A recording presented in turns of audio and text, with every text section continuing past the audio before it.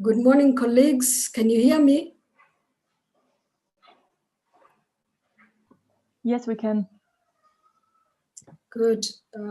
It's 10 o'clock and I want to welcome us to this very important session.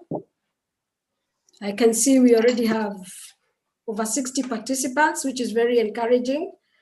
And I hope that you are all keeping very, very safe in these days of different waves of COVID-19. These days, I do not take life for granted.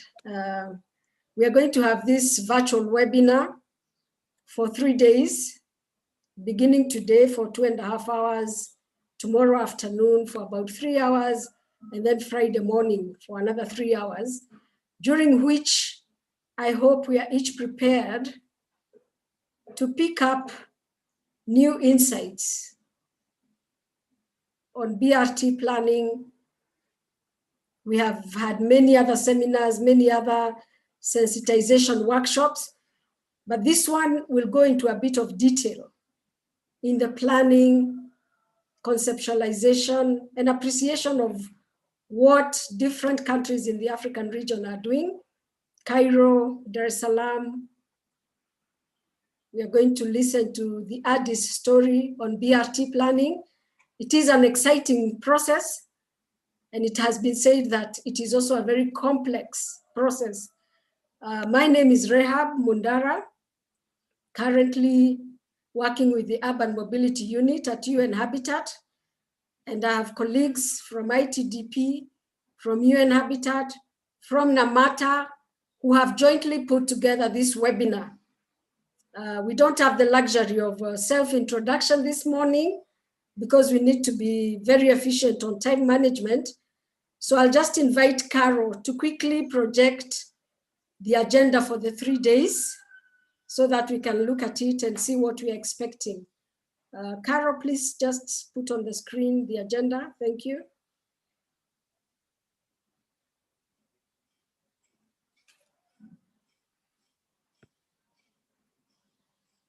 Caro or Gideon or Gabriel? Yeah, give me 1 second. Okay, thanks, Caro. I wanted to be sure you're there.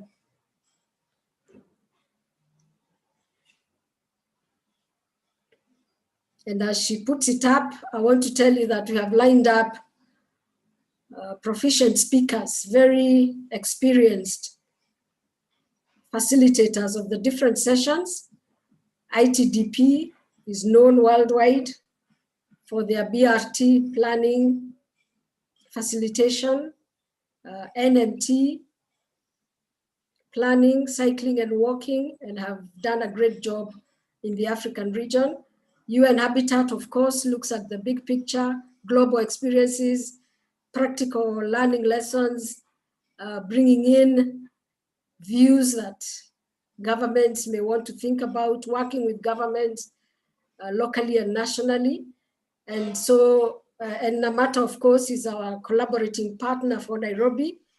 We have worked very widely with them. So looking at the program, we are just about to start with welcome remarks and introductions from James Maina, NaMATA.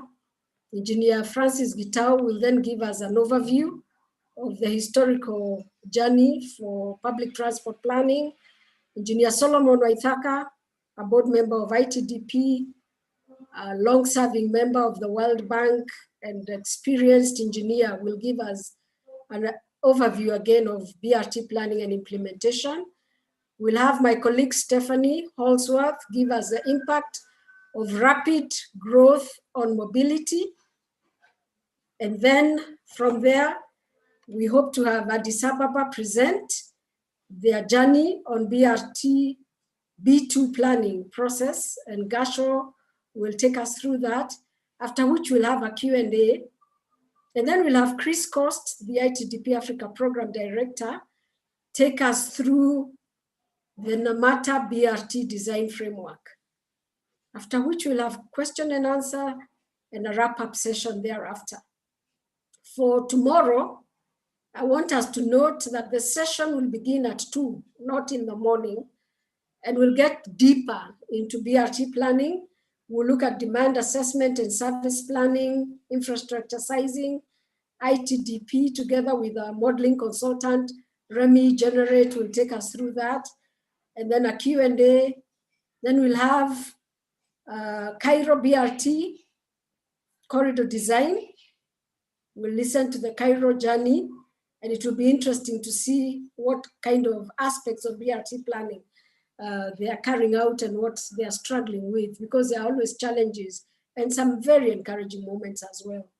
Engineer Jonge from NaMATA will give us the story of BRT infrastructure projects in Nairobi, and will give us, again, an overall city infrastructure development, the implementation plans, timelines, financing, another Q&A, and then we'll have Friday, the final day. We will look at a very interesting and timely subject, public transport reforms, industry transition and business modeling. Engineer Njeri Mboro of ITDP will take us through that. will enjoy listening to case studies from Dar es Salaam, from Kigali, and then a Q&A to allow us to interact with what we'll have had on that aspect of public transport reforms. And then we'll look finally at integrating urban transportation and land use planning, a very important component of the entire planning system. And in my view, this is what the African cities have missed out on most. And Penina Ndego of ITDP will take us through that as well. And then we'll have closing remarks and a way forward from the PS, State Department of Housing, Urban Development, that big one, and Public Works, Mr. Charles Hinga. So that's the overview of our 3 days workshop. It is indeed a time to interact closely with the issues around public transport. As usual, I'll encourage us to engage through the chat. You can put in your concerns, your comments, your questions, so that we save on time even during the Q&A session. I'll encourage us, if you're not speaking, to just turn off your video so that we'll have an efficient running of this workshop. And without further ado, I do want to welcome my colleague, James Maina. I think he's on this call to kindly give us a welcome and introductions to this workshop. Karibu sana, Bwana Maina. Thank you.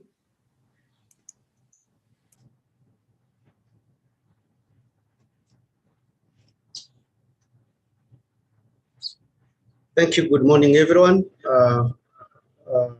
Mine would be to welcome the teams in this session.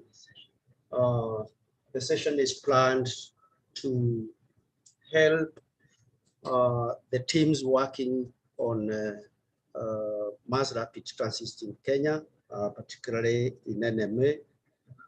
And given the fact that the pilot project is just about to be completed, we are expecting it to be completed towards the end of the year, and it will be up and running. We are also expecting other lines. We have 5 lines, which we are also expecting. There are various stages of development. Some are on the design stage, and we hopefully that within several or so months, the lines will be complete and will be up and running. While this is so, we definitely need capacity building so that we can be able to bring these novel ideas into action and efficiently manage and transform our public transport system all over in Kenya, starting with Nairobi. While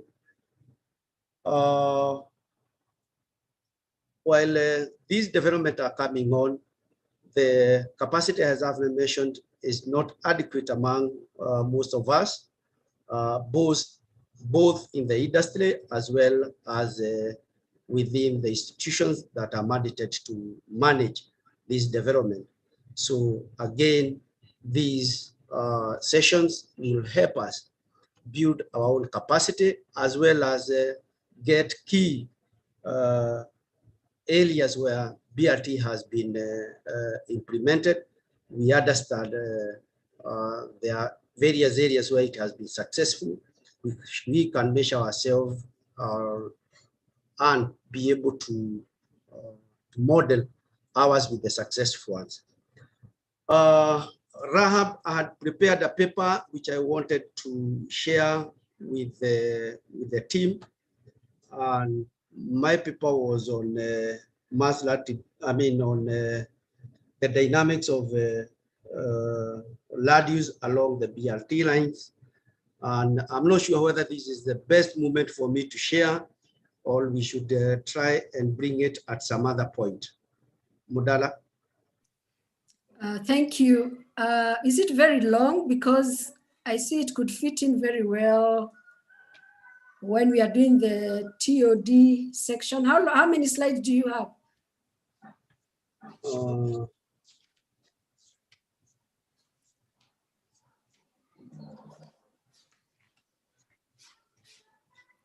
They allowed 8 sides. 8. Please go ahead. Let's listen to them. Okay, thank you. Thank you. So coming to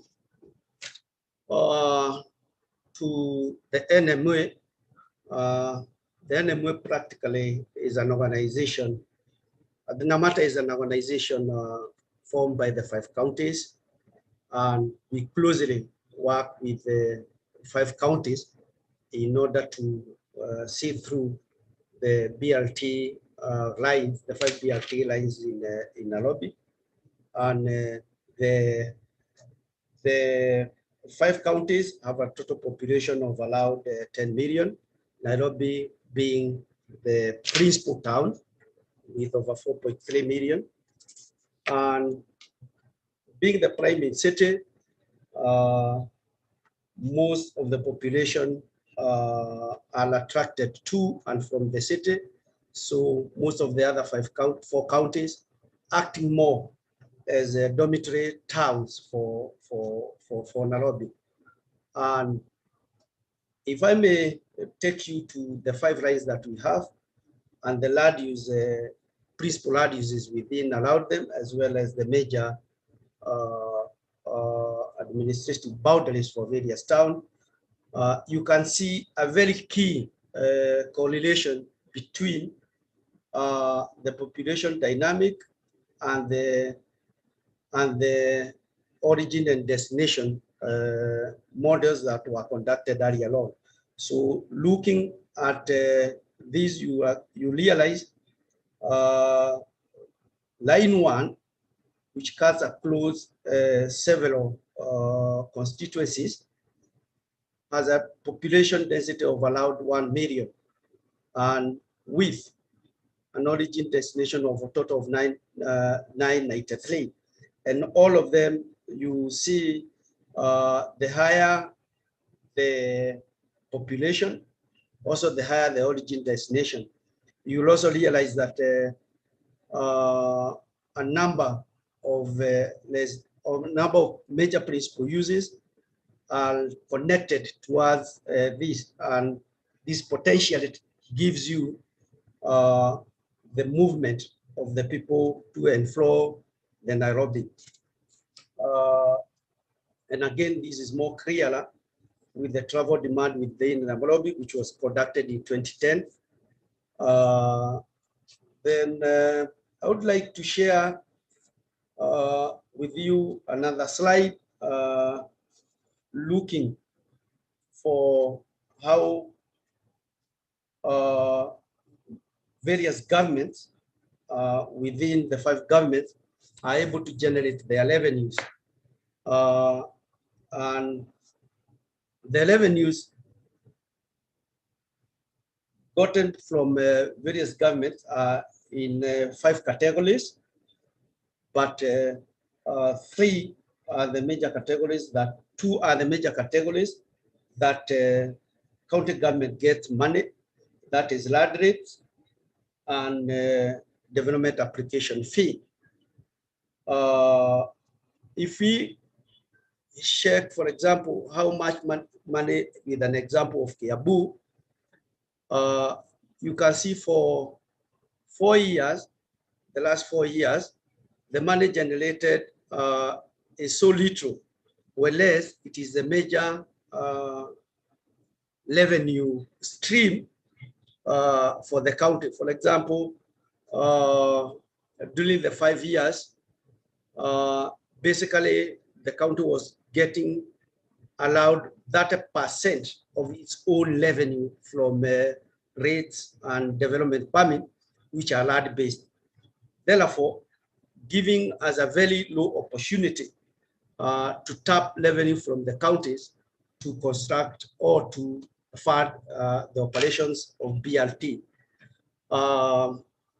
Again, if you check, I've tried to check aloud on the various programs which have been done by the national government for the last 15 years or so. And they are going to approximately more than almost $1 trillion in the last 10, 15 years. And when you check this type of development, they have really improved the value of properties. If you pick, for example, the Upper Hill area, 15 years ago, an acre was going to approximately 100 million. Currently today is 550 million. And other than the recent changes in City Hall, where they have brought a new, there have been new rating system, they were just charging the rates which were being charged in the 80s. So again, this means that governments are losing, or governments are not gaining anything on the improvement of infrastructure. And coming now that we are just about to implement, we are implementing our pilot project, it means is there an opportunity for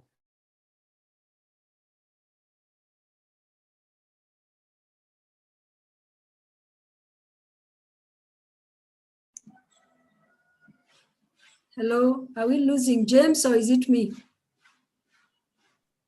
It appears like we've lost him. Okay, let's give it a minute and see if we'll get back. Sorry, this is technology. I hope we don't suffer too much of these drops. James, can you hear us?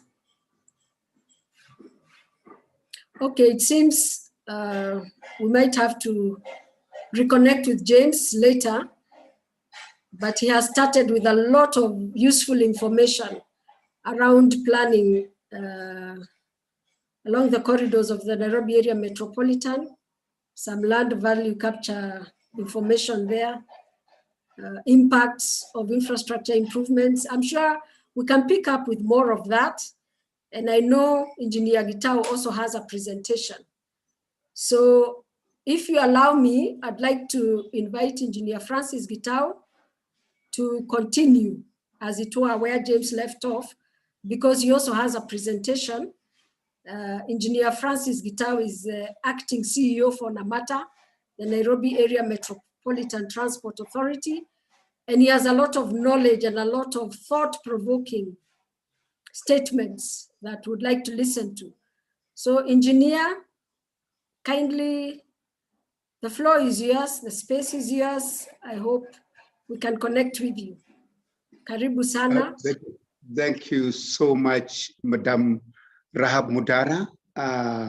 It's a great honor for me to participate in this workshop, which is a virtual BRT planning, design, and industry transition workshop. And it gives me very great pleasure now to see that we have a footing. We have very many, we have about 116 participants today. And therefore, this is an onerous moment to be able to share with everybody the progress that we have made. But in my opening remarks, which was I was supposed to make opening remarks, I will not go into the deep analytics of the corridor development progress that Mina was going through. I am very sure Engineer Jonge will do justice to that, but mine will be more thought-provoking on the past history of the city of Nairobi in terms of the public transportation in the eye of planning. I want to request Engineer Jerry, anybody will share the screen with my presentation, or would you want me to share my screen?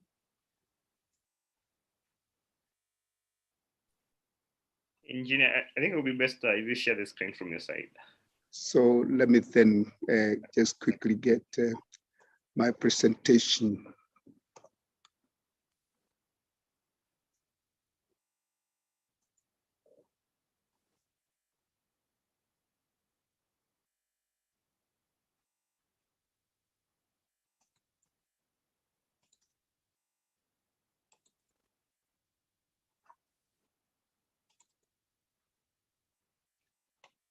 Is it feasible? Yes, engineer. Make it full screen.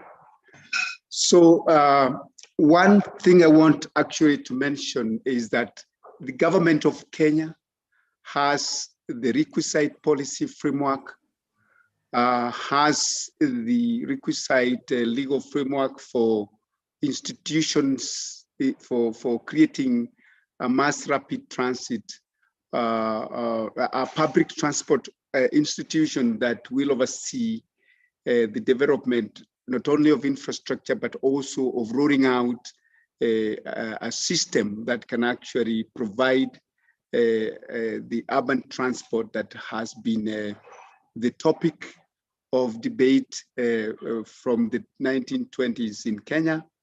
And I have chosen to just give the history of Nairobi in a nutshell, and then be able to look at the milestones that have been taken through the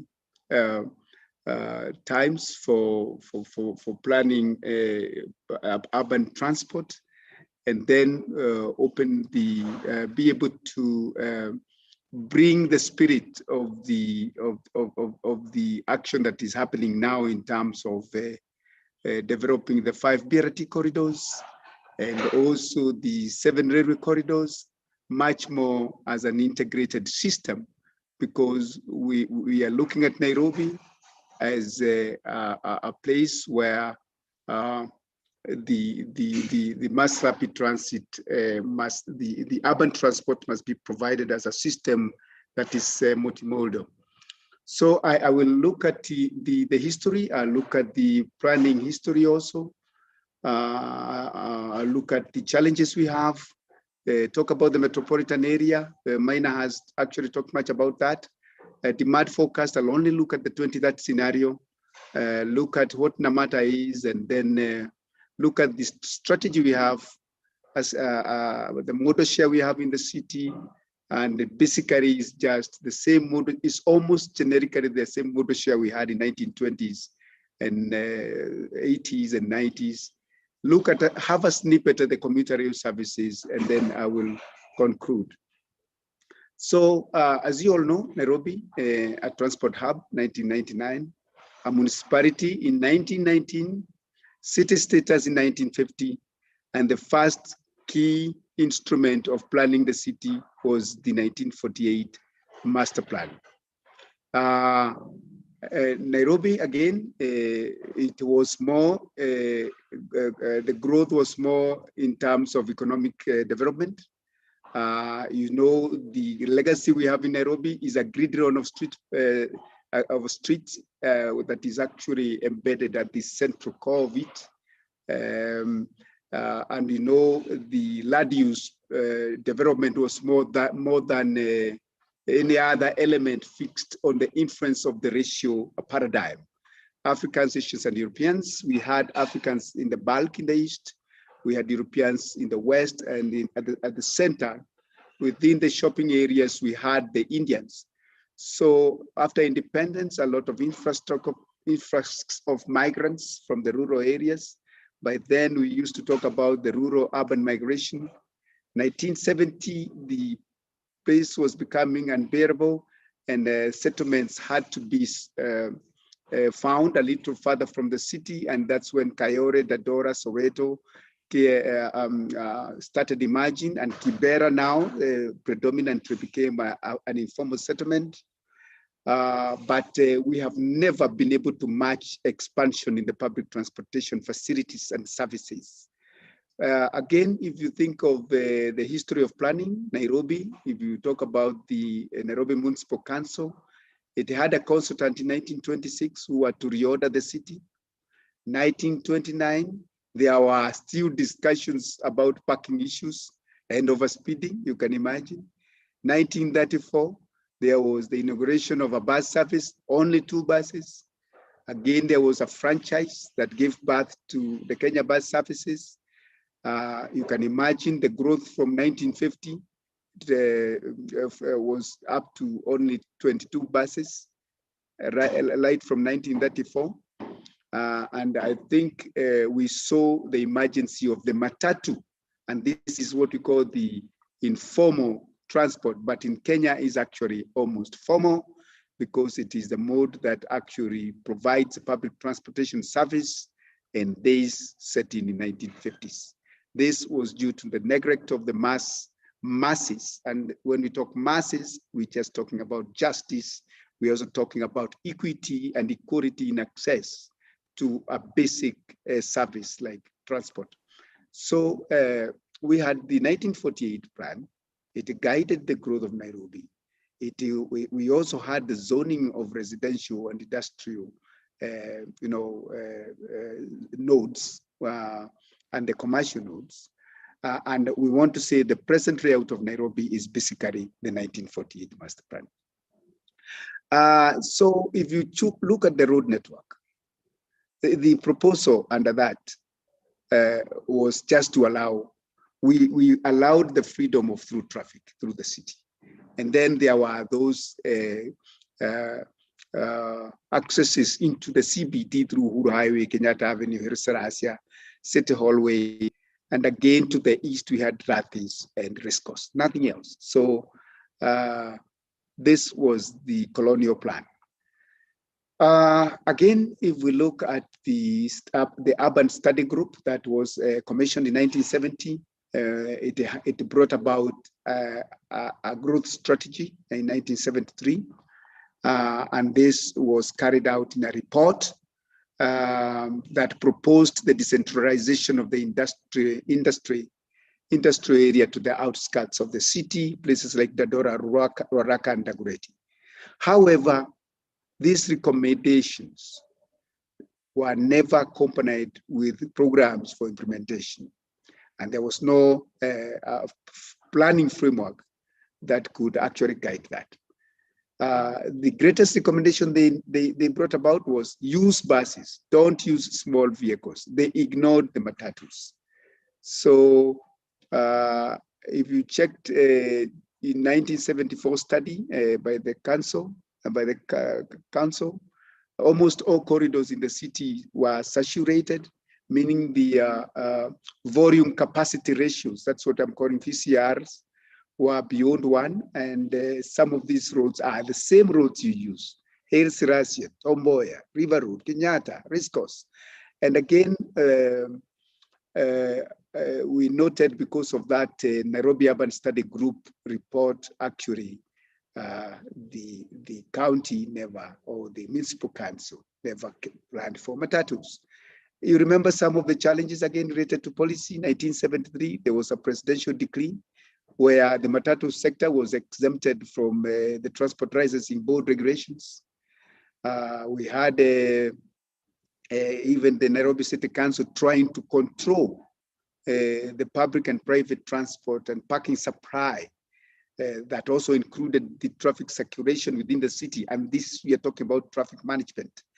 That is in 1978. But unfortunately also, the studies that were carried during that time, they only recommended priority bus lanes within the city, and they were good. However, they ignored the fact that there existed a bus route system. However, we have noted this, that the technical unit created in the city council under the engineering department had a very slow progress towards meeting the demand of public transportation in the city. Other planning effort with Belgium Transhub Consort Group, 1984, 1986, their provisional report had numbers on the population. You can see they had projected only 2.5 million by 2000, and that was very close. That is for Nairobi. And then they had issues related with employment and all that. And I don't want to read all this slide one by one. I want to establish that we've been planning. And you can see the kind of passenger inflows with matatus and with the Kenya bus services from 1985 to 2000. And this table demonstrates that we had a growth of over 600% passengers into the city.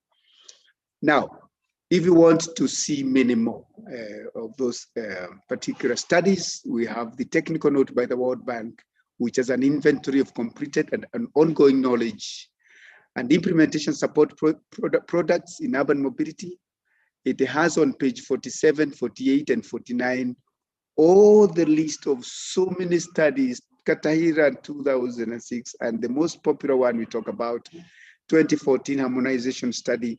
And therefore the dialogue on studies is quite heavy, and it is in Nairobi for us, it is time to act. So the planning has been there. The numbers have been corrected, analyzed, and proposals done. And therefore, let us look at the challenges we have in the city. One of the challenges we have is that this city is expanding. And now we are talking actually about a Nairobi metropolitan region. It was clearly displayed by Maina in terms of having counties, 4 being dormitory, and 1 being the central service hub, which is Nairobi. And I want again to repeat, those counties are Murang'a, Machakos, Kajiado, Kiambu, and Nairobi, with a population of in excess of 10.5 million. We also note the early urban planning focused on forecasted demand and is more on the traffic, and therefore the problem has always been seen as a traffic problem. When you speak to Kenyans, everybody's talking about congestion. So in our minds, the problem of the city is traffic, which may not be the case. So this solution of building more roads as early as 1979, Mayor Hillman from Harvard had actually said it is not the building of more roads that will solve our problems. We see challenges like the challenge we had with the minister in 1973, whereby he declared that matatus can actually be exempted from the transport licensing board regulations.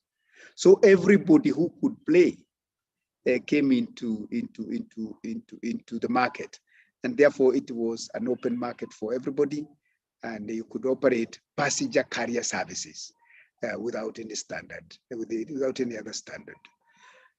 Then we see the effort of government trying to get into public transportation. 1986 with the Nyayo buses, again, it failed. And that is a fact that government has been absent much more in the carrying of people. The other challenge is that we have a major transportation capacity in terms of matatus. However, it is not integrated with other services, and they all work in competition among themselves against the buses, against any other innovative effort. Like we have the Uber, we have we had Swivel, we had so it is a very competitive scenario. Then we look at our bus stops. They are located on major traffic routes. The volume capacity ratios are saturated. We have a serious issue whereby some of these stops are sandwiched between junctions. And then you find when congestion situation blocks at the channel, the traffic management aspect of it, in terms of traffic management, does not clear these issues on time. Other issues, we have inadequate terminals, and our stops capacities is very low, and they don't match the frequency of arrivals and departures into the city. Our operations in the paratransit sector are not regulated. Our matatus are not moving on schedule. The mode of boarding, our vehicles have very poor vehicle standards. The doors are narrow. People are boarding from one door, alighting from the same door. Our people then are influenced to have a very inefficient behavior like stampedes and competition to board. Again, we are finding a lot of private vehicles with the individual motorized people trying to access the CBD. We have traffic lights on major junctions that have actually been proven to be significant contributors of delay because their operations is not well regulated in terms of accentuation and what we call synchronization. Again, when you go to the market, to the data, our data is poor. When you say we have 20,000 vehicles or we have 3,000 vehicles on a certain route, the number is right. NTSA have registered them for a certain route. However, they don't actually even operate on those routes. You'll find when it's off-peak, they have taken a long journey to Nakuru and they return during the peak hours. Difficult to regulate. So noting that we have a mismatch between demand and supply of road space, lay-by space, bus stops, terminals, our corridors are saturated. There are lack of waiting spaces for people to get into buses. And when there is rain, there is no shelter. And having the challenges with traffic management, we know for sure all the studies that exist that I have enumerated, they say the only optimal way, the most economical way, the most sustainable way is having a mass rapid transit system in the city of Nairobi. Studies now date back almost 10 years ago, and we are saying for sure it is time to do an implementation plan. We must start with the low-lying fruit, and therefore we have started with a creation of an institution called NaMATA. If you think about NaMATA, supposed to cover the 5 counties. This slide was shared by James, and the population as James shared, and we have the demand in 2030. We were talking about 2010 having an aggregate about 3 million trips into the city. 2030, we are talking about 6 million trips, from 3 million to 6 million. It will be surpassed. Every projection on every study in this city has been exceeded. Even our projections on Thika Road in terms of traffic have been exceeded, especially around Pangani. The mandate for NaMATA is simply to oversee the establishment of an integrated, efficient, effective, and sustainable public transport system. And this actually now is about planning, is about coordination, is about having a public transport investment optimized, is about integrating the modes that we have in the city, developing fast and last mile options, partnership with the private sector, and more so government efforts to review the public transportation policy and be able to regulate the sector. And therefore government again must come on the table to be able to invest in this very important aspect of the urban space. Now, our public transportation strategy is simple. We are saying the mass rapid transit system of Nairobi has the commuter rail, has the BRT, has an integration of the modes. We are talking about the ticketing system, real-time passenger information, and therefore this, we believe, is a journey that we must embark with the only word in my mind, integration, optimization, sustainability. Where people can walk, we should provide walking infrastructure.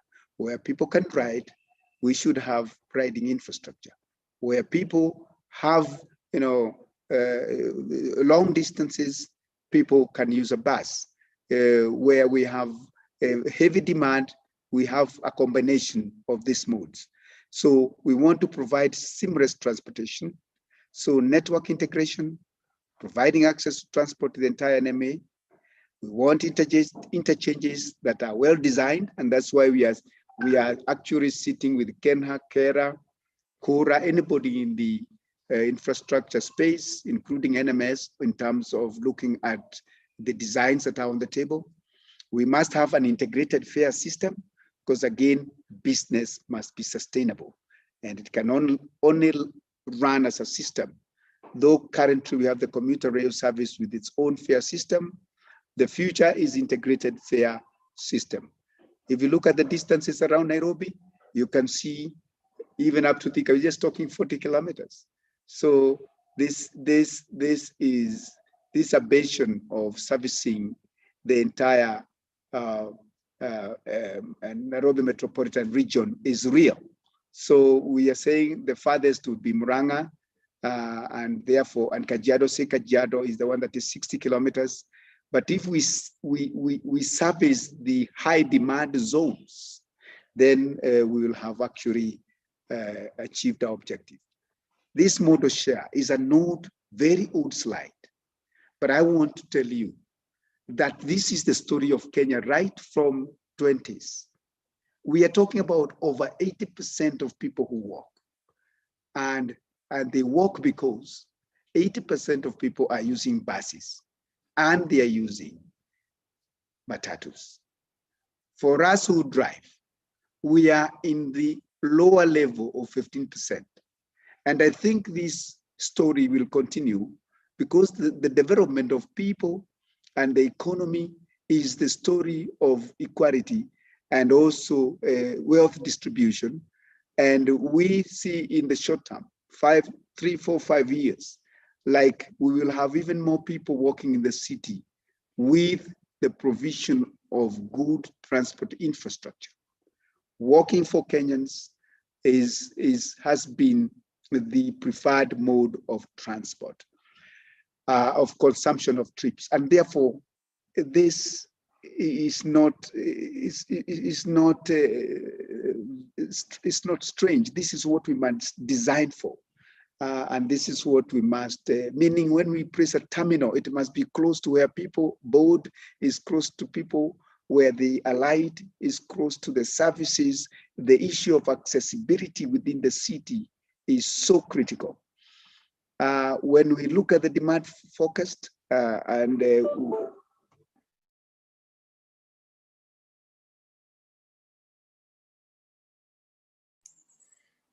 engineer seems to have taken a break without warning. But I have, he was just about to finish. This leaves me very confused, but on the chat, we have a question for him. I don't know if others have very brief responses to Engineer Gitau before he leaves, because given his position, he may not stay with us the whole time. Yet, with all these insights, with the challenges that he has presented, we would like him to respond to 1 or 2 questions. Now his camera has also disappeared from sight. But nevertheless, normally you expect Engineer Gitau, James Maina to provide the usual opening remarks, but they have taken it upon themselves to feed us with some meat, something that we can begin chewing on. I really don't know what's happening to Engineer Gitau, but there's already a concern from one Grace Nzini, and I think Grace is calling from France, Paris. I think I read she's a student there, and she had a question. Why a bus system was recommended and not a train or tramway system, which seems to have more capacity? I've had many Kenyans argue that way. Why don't we just go for the metro, the light rail system, and forget about buses? So that's something that I'd like us to speak to when the opportunity presents itself. And then there was a specific question to Engineer Gitau on formalizing of the informal sector. Now that I honestly cannot tell where he has gone to, I will ask Caro to administer a poll that she has so that we also begin to appreciate your own preference as participants in terms of travel. Caro, may I give the floor to you? Because I truly need to talk to engineer on the sides, but we need to carry on with this. Yes, Caro? so I am going to share a poll so that people can decide which mode of transport they prefer. Is it walking and cycling? Is it public transport? Is it BRT? So we want to know which mode of transport should the government prioritize. So the poll is coming right up.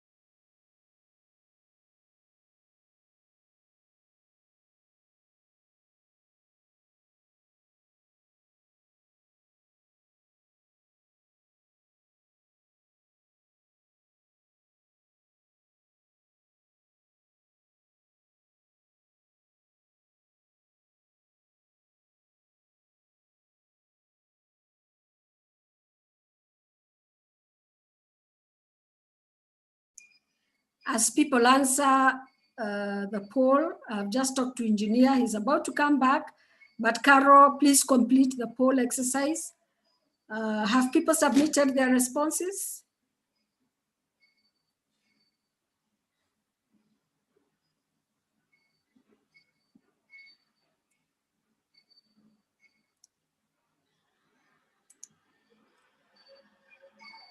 Yes, I have people still sending in their responses. I'll be ending the poll in the next 15 seconds.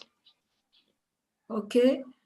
In the meantime, if you've already responded to the poll and there's a very specific question you'd like Engineer Gitao to answer, kindly post it on the chat. I give you 1 minute so that we are also managing our time efficiently.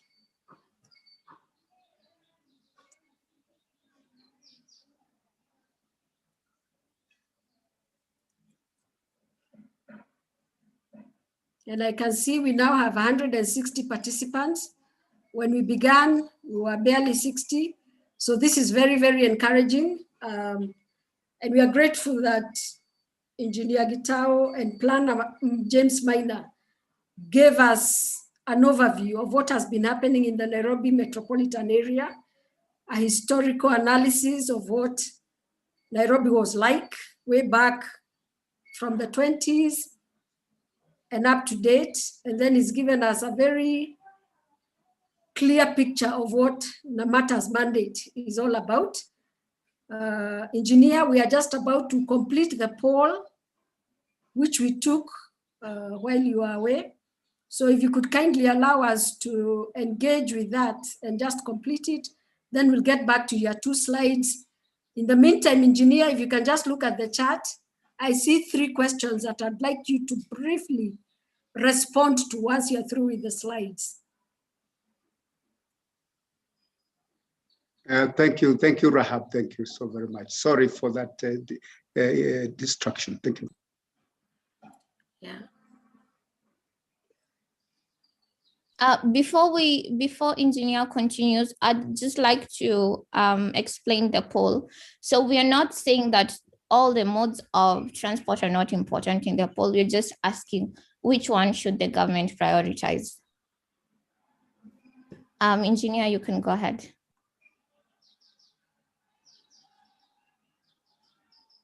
Thank you. Let me just finish the 2 slides. I've noted the chart and then the question of which one should government prioritize. Thank you very much. So I wanted to give a snapshot simply on the issue to do with commuter rail services. We have a commuter rail master plan. As you well know, we have stable infrastructure that is over 100-year investment in terms of the meter gauge rail.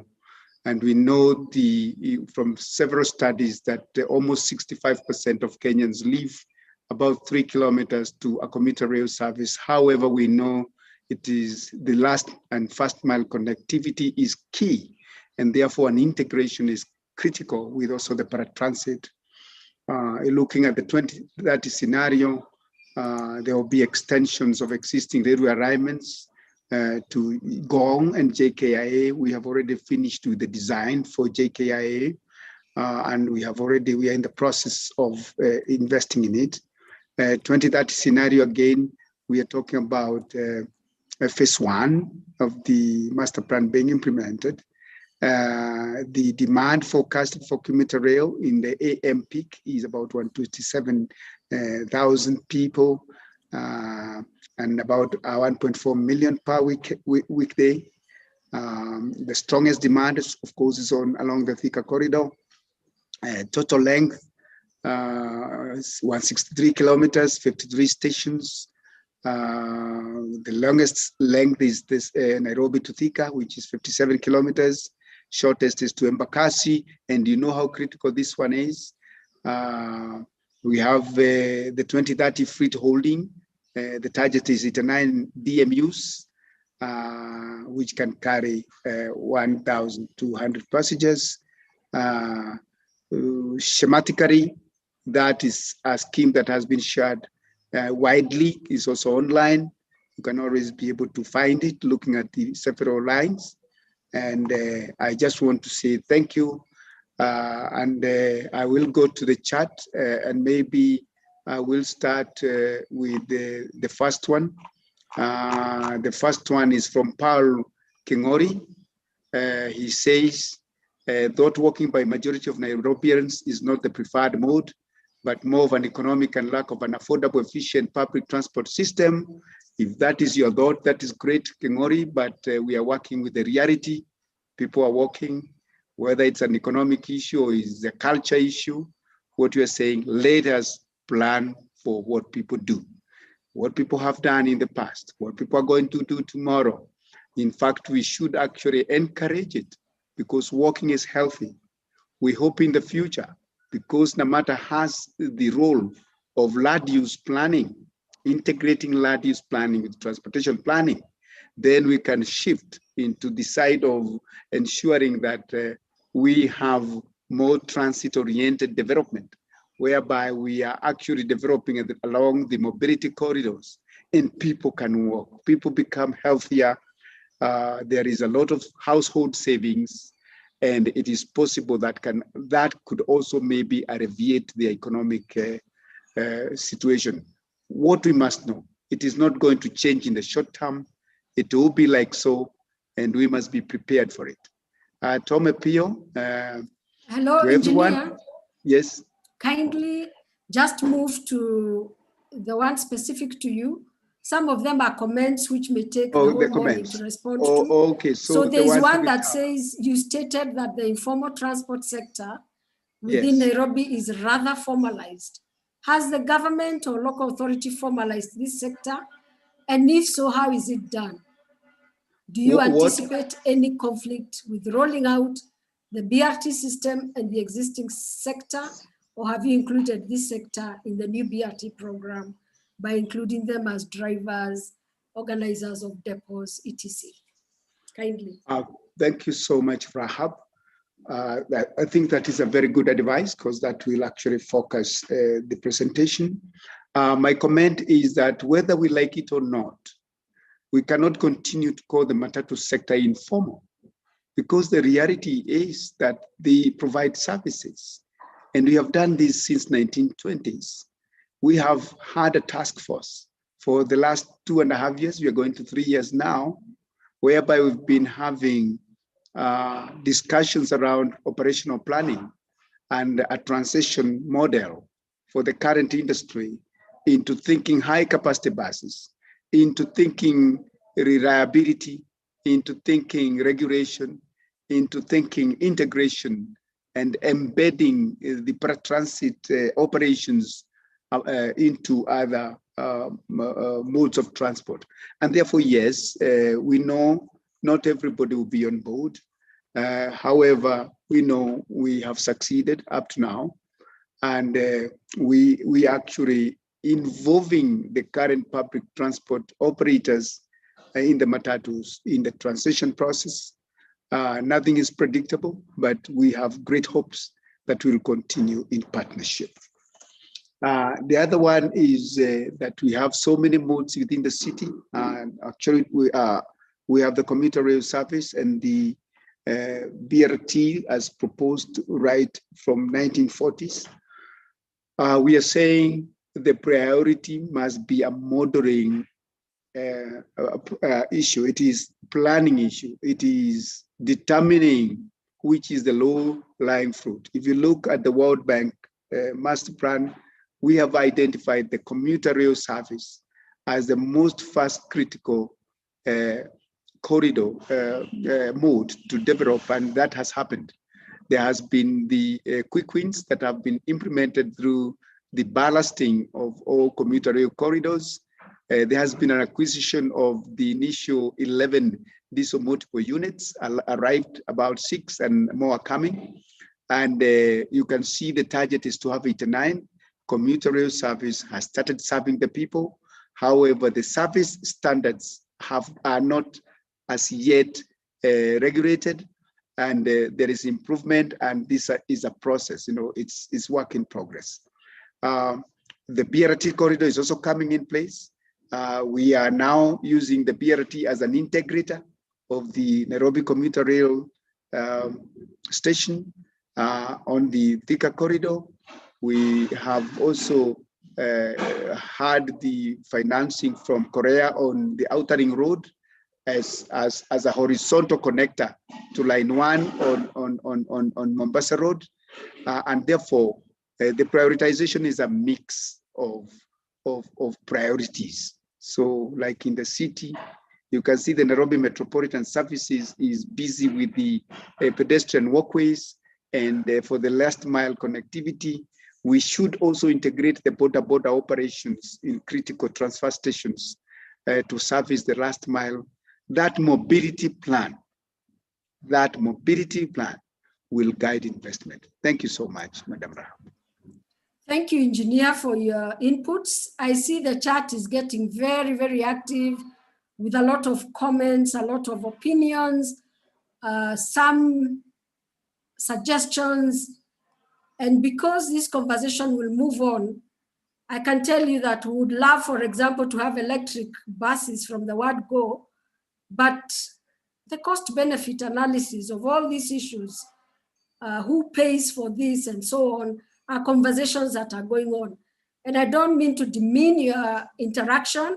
There are people trying to respond on the chat, but in the interest of time, because we must also manage the day, allow me to invite Stephanie to provide us a different perspective, but I want to truly thank Planner Minor, Engineer Gitao, for the very comprehensive presentation of the Nairobi Area Metropolitan Authority and what it is that you're trying to do, some of the challenges in terms of integrating land use and transport planning. You have highlighted the population served in the Nairobi Area Metropolitan, and all this information is critical, even as we look at the issues around BRT planning.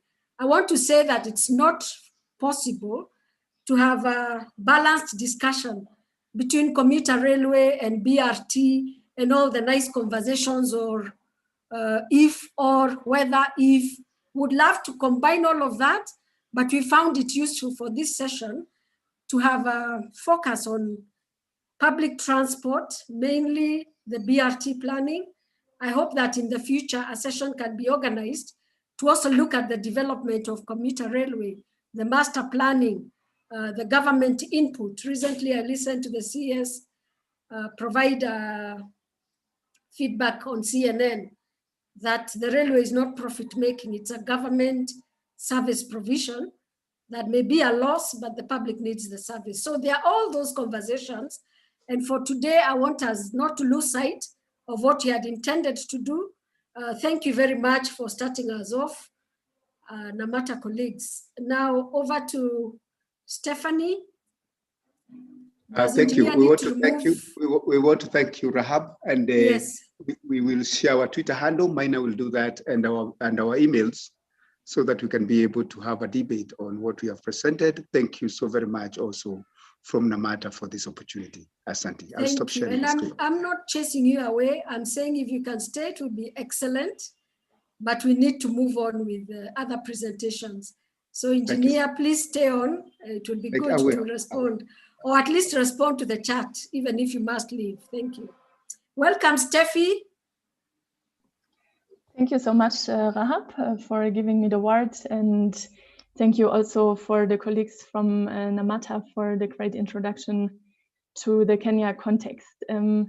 My name is Stephanie Holzwart, and I work in the urban mobility team at UN Habitat together with Rahab. And I'll be presenting a few slides on rapid urban population growth and mobility.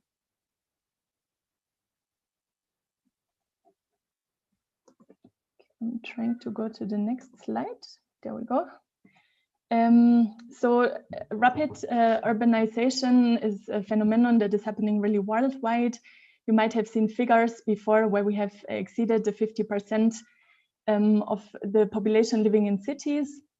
And the projections look at 66% of the population living in urban areas by 2050, which obviously comes with some need for good planning for cities.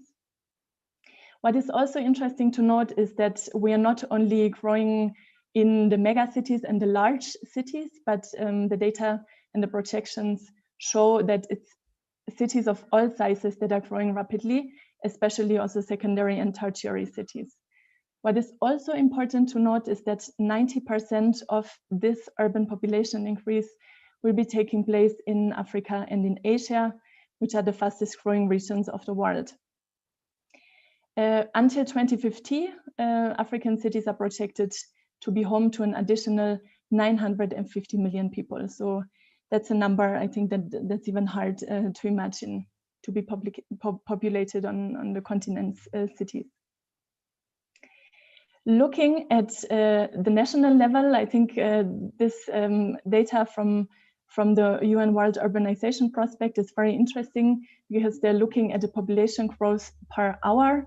And we can see that, for example, for Lagos in Nigeria, we have 77 new people added into the city each hour.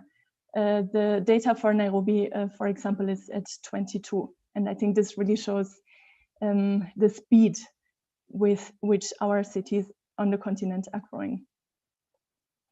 What is also interesting to note is that our cities are growing out rather than up.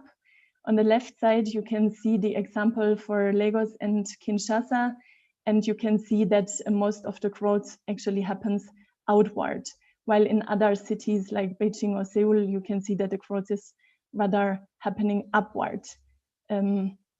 Growing outward comes obviously with urban sprawl. On the left side, on the right side now you can see a map of Lagos, and you can see how the city extent has expanded from 1990 to 2015, where we moved from 6 million people to 20 million people. So that extent, I think, happens very rapidly, especially in the outskirts of the cities. What is important to note also is that there is a strong correlation between urban density and transport energy use per capita.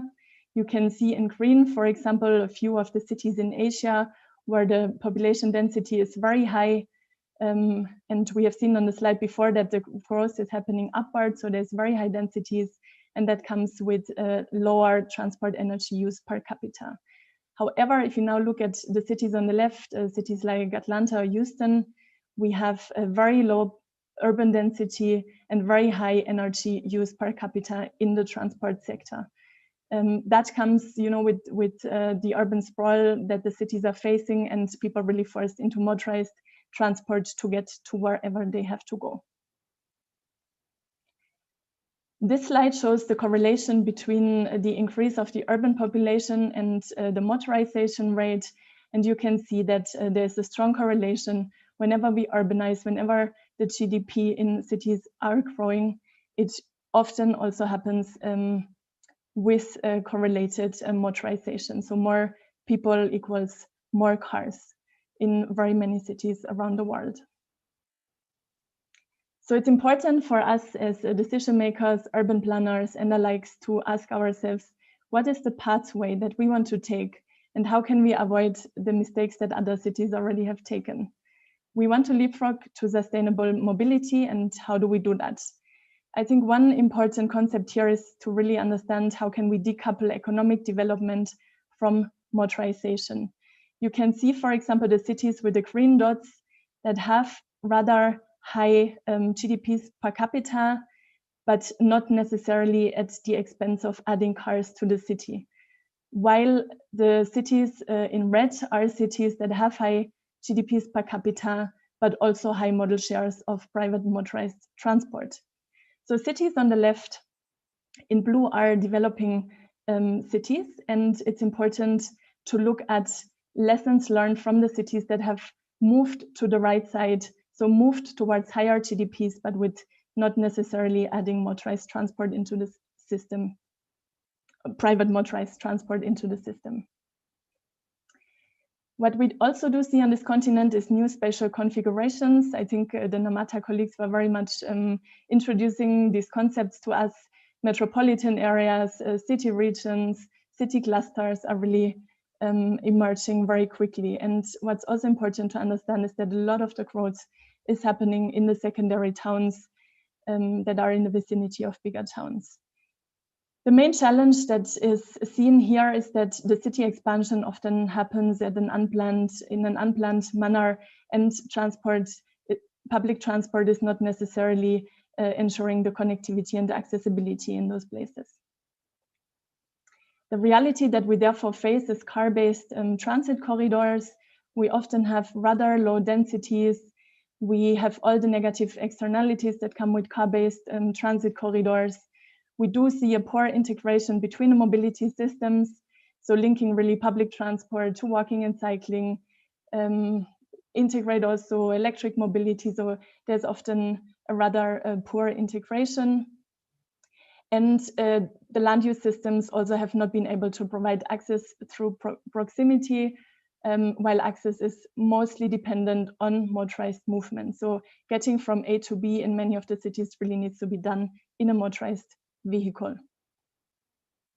A very good example that has looked at compact development and densification is Dar es Salaam. You can see that rapid transit was really brought to the people. After the BRT phase 1, 8% of the residents were near rapid transit systems. And after the phase 4 will be implemented, we would have 33% of the residents that are near rapid transit. I'm not going into further detail because Ronald, the CEO of the Dar Rapid Transit Agency, will be speaking later in this event, and I'm sure he can tell us much more about the Dar es Salaam example. What we have to look at is the concept of avoid, shift, and improve. This framework really leads the discussions on sustainable urban mobility. We have to start by looking at strategies that help us to avoid and reduce the need for motorized travel. If travel still has to happen, we now need to shift for the more environmentally friendly modes. And at the same time, we also have to look at how to improve energy efficiency of the transport modes that we have. And what's important to understand is that there is a logic from the left to the right. So the hierarchy would be starting with the avoid and adding the shift and the improve if travel has to happen. One other aspect that is also very important is that urbanization is bringing more women into the workforce in cities. And what is very much needed is also the understanding of gender-sensitive solutions that can accelerate this trend and encourage at the same time a more inclusive growth. What's also important is the concepts of universal access and affordability to really ensure that children, the elderly, people with disabilities, and essentially everyone can have access to the transport systems. UN Habitat, together with Flown Initiative, had developed a toolkit, which you can see as an image down here. So if you're a transport operator and if you're interested in looking at options to make your transport systems more gender sensitive, you're most welcome to look at that toolkit. It can be downloaded from our website. Looking very briefly at Nairobi, already the colleagues from NaMATA have introduced it before. We can see that Nairobi is very much a walking city. We have around 40% of the people walking, very often out of necessity, which might be due to the lack of affordability of any other motorized form of transport. And then we have another 41% of people that are using buses. So that really is a large share, up to more than 80% of people that walk and use buses. One feature that also is very visible in many African cities is the rise of motorbikes and motorcycles. And they do provide, yes, first and last mile connectivity. They also do provide a speedy service. But at the same time, it's also important to understand the challenges that come with them in terms of road safety, in terms of noise and emission pollution and so on. So looking again at Nairobi, we have heard from Engineer Gitau before that the trips and the transport demand is most likely to double by 2030. So we really have to ask ourselves, how do we want to cater for that enhanced transport demand? If we would project with the current systems that we have and the motorization rate, we would probably double or triple the cars and the motorcycles on our roads, which is hard to imagine because already we're stuck in traffic. Looking at a better scenario is very simplified here, but that would mean that we keep the share of motorized individual transport at the level that it is currently, and we would now start filling the additional transport demand with sustainable transport modes. That would mean that we really have to introduce very quickly BRT, integrated with commuter rail, look at enhancing and expanding the non-motorized transport facilities and so on. What we have to do in our cities is design for efficiency. Different transport modes come with different carrying capacity. So it really needs to be assessed and assessed in feasibility studies for each context individually, but coming up with a combination of high capacity modes integrated with each other is the solution that we have to look out for. In terms of lessons learned and recommendations, I think I just want to highlight very briefly one point, which is the importance of an integrated approach. We really need to look out more and more for interventions that do address more than one issue. So, for example, one tool could be transit-oriented development, linking transport, linking the urban development side to the environment side, and so on. Only if we do that, we would be able to improve access to jobs, access to schools, recreation activities, and also we have to introduce affordable housing around the stations to make sure that we have an inclusive growth.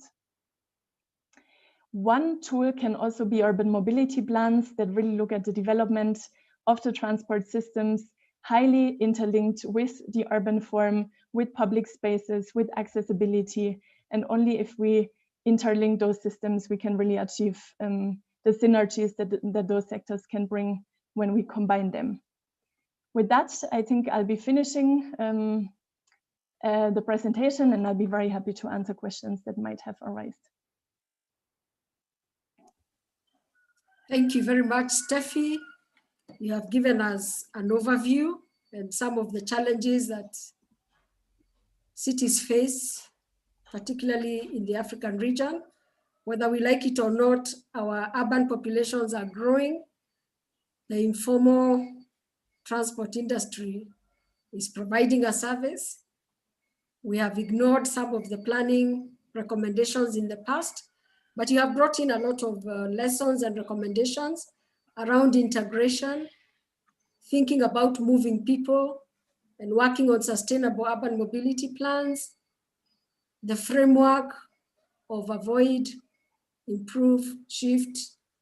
And those things may sound academic, but I'm looking forward in this workshop to see how we have tried to apply them through the planning processes that NaMATA and other stakeholders are undertaking. Again, we are running out of time. And this is because we received a lot of detail on the contextual framework for Nairobi earlier on. So this is useful information. I think we are on the right track. We'll make sure we finish as we had promised, but we have two presentations that I'd like us to address. Steffi is available. Please post concerns on the chat so that she can respond to them. I do not see anything directed to her, and we do not have the luxury actually to interact at this point in time. We'll try and create the Q&A as was on the program. Allow me to give Caro and Gabriel 2 minutes to provide the poll results. Thank you, Stephanie. You can also answer some of the concerns on the chat so that we all help each other in responding to the issues. And I see that a lot of the concerns around the public transport, existing industry transformation, they are real in South Africa, real in Nairobi, and we need to make sure that at the end of this workshop, maybe by the end of Engineer Jerry's session tomorrow, we have tackled some of these concerns. So kindly give us the poll results, Gabriel and Caro, so that we move.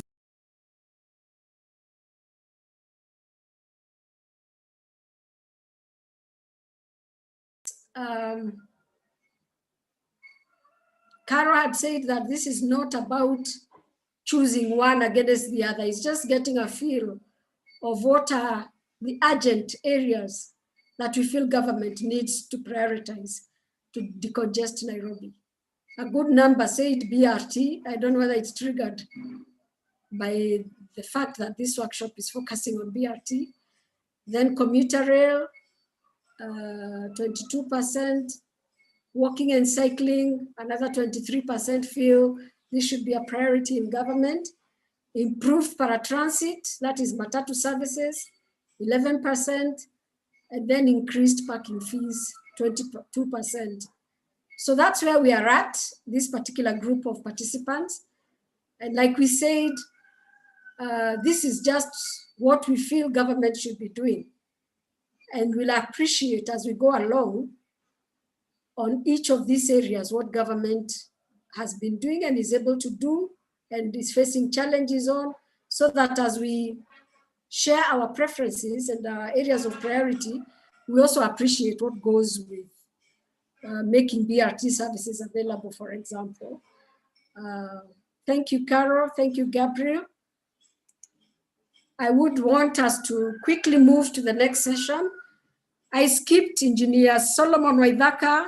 I'm informed that he had serious connection problems and is not able to participate. So I'm sorry for that. We'll have him another time. And we have two presentations this morning. Let's shift gear to Addis, where Gasho Abera will present the planning for BRT Line 2 in Addis. Gashao, I will give you a fewer minutes than you had.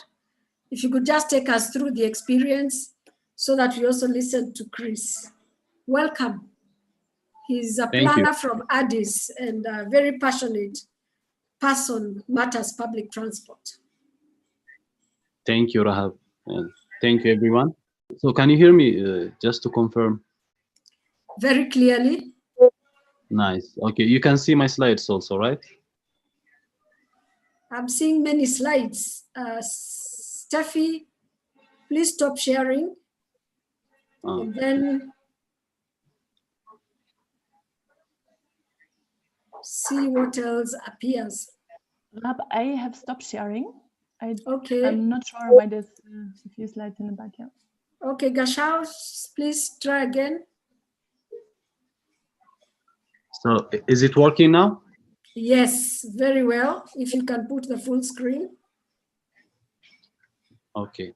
I think it's a full screen now. From my side, it's full screen. Maybe I can continue.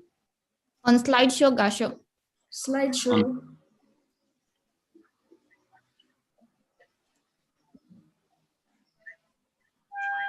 So this is on a slideshow now.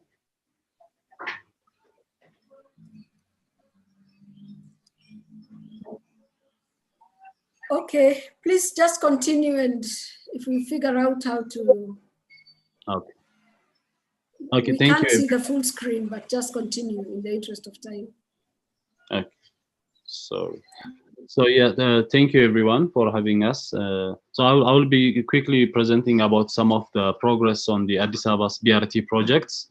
So we have this project called the BRT B2 project. This is one of the 15 BRT that the city is planning to have.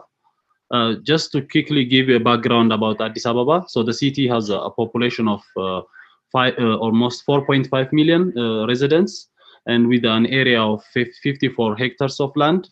And the city is actually currently had planned the different transport master plan for under the city's master plan of the 2017 to 2032. So one of the things that we found out was that a large modal share was walking, as you can see it on the figure on the presentation.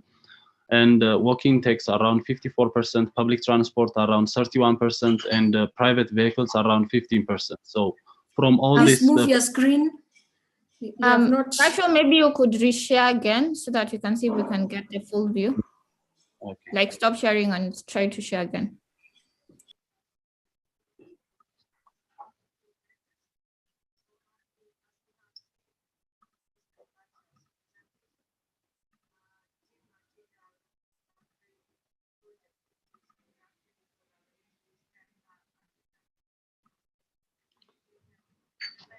So is it okay now? No, we Hello? can only see Zoom. We can't see the presentation.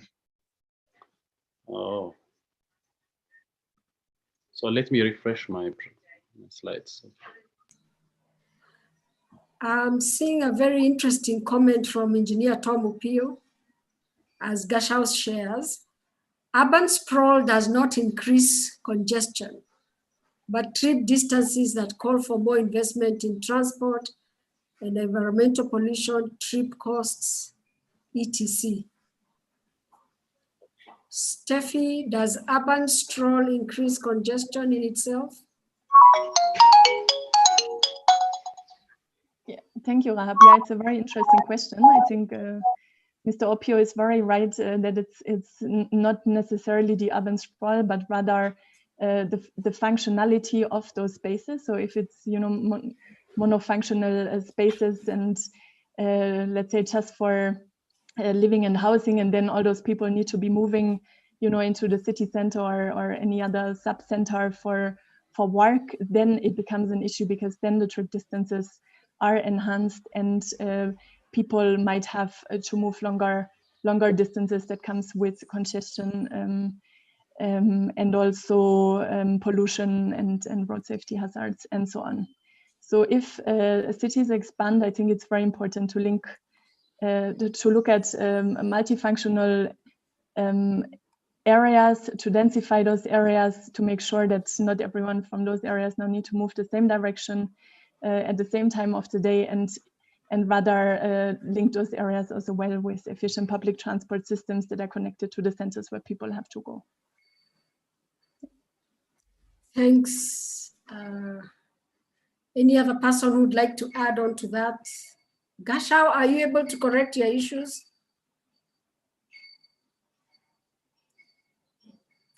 Yes, He's we're sending trying. me the presentation. I can share from my end. Okay, thanks, Steffi. Let's continue with the Addis presentation. Gashau, if you can just run into the BRT planning process in the interest of time, now that we've lost a number of minutes, but I hope we can get the screen right.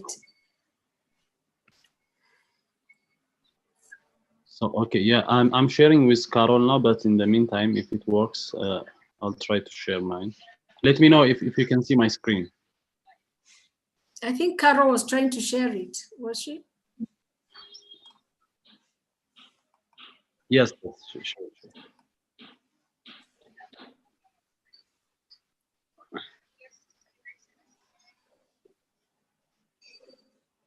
Van Ochagas says, in my view, urban sprawl is the problem, which is a factor of land use and planning.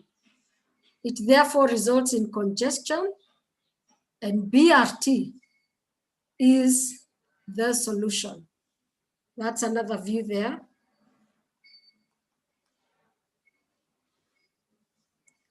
Tom Upio says, just a thought, wouldn't BRT also contribute to urban sprawl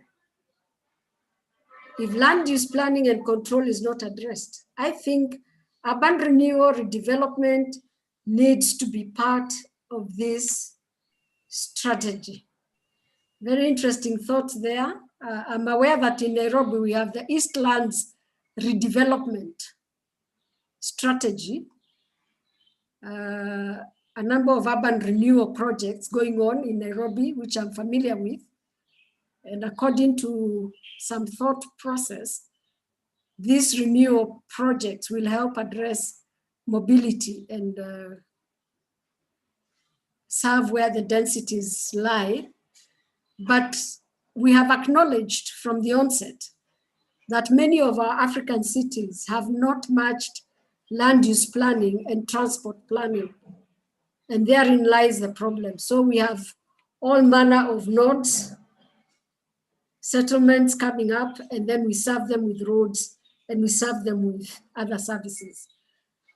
The strategic planning, as far as I know, should begin even before those nodes come up. But here we wait, and the state Tatu City comes up, another real estate develops a huge block of houses, and then we respond after the houses have come up. So it's upside down planning, but if we are to retrofit, because I think this is where we are in Nairobi and in other cities, what do we need to do? I'm speaking as I wait for my colleagues to fix the Addis presentation. So as soon as I see it, I will keep quiet. Hi, Rehab. Hi. This is Panina from ITDP.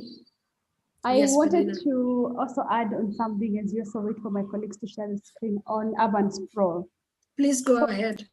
Just like what Steffi mentioned, when cities sprawl, they increase travel distances beyond walking and cycling. That means you have to need a motorized mode of transport to move, and that's how urban sprawl end up leading to congestion. Another aspect is the fact that urban sprawl, most of the time, like Rehab has mentioned, it's often low density development. That means we are having more people spread across a very wide space. And so even it also does not even make a business case even for providing BRT. And so like what we always talk about, and I'll also be talking more on this on Friday, is the need to bring the two facilities together. You integrate land use planning to ensure that you have high intensity development along transport corridors, and most importantly, make them dense. And that now you can bring more people closer to where they work. Let me stop there because the presentation is up. Thanks. Thank you, Penina, for that intervention. And like she said, we shall interact with that issue a bit more on Friday. So we can pause that discussion and get back to Addis on the BRT project. Gashao, you have the floor, please. Okay. Thank you so much, Rehab, and sorry everyone for the internet situation. So yeah, I will just quickly run through the presentation. So as this slide shows, that we have this figure of the existing public transport situation in Addis. So you can see that most people are walking, and they 31% uses public transport, and the rest 15% use private vehicles. This is somehow how we move around in Addis. So from this public transport, the composition, you can see we have the smaller minibus taxis, which is covering around 79% of the transport. I don't know if someone has been to Addis, you might know this blue and white taxis. And we have this Ambassa, another bus, and Sugar bus, and all these public buses are the ones that are supporting the city's public transport. We can go to the next slide. So yeah, going back to this BRT projects, as I told you in the introductory part, the city had planned around 15 BRT corridors, one of them being this BRT B2. So the city has actually developed different prioritization, and they come up with the implementation to this BRT corridor, which runs from the northern part of the city to the southwestern, and this shows okay.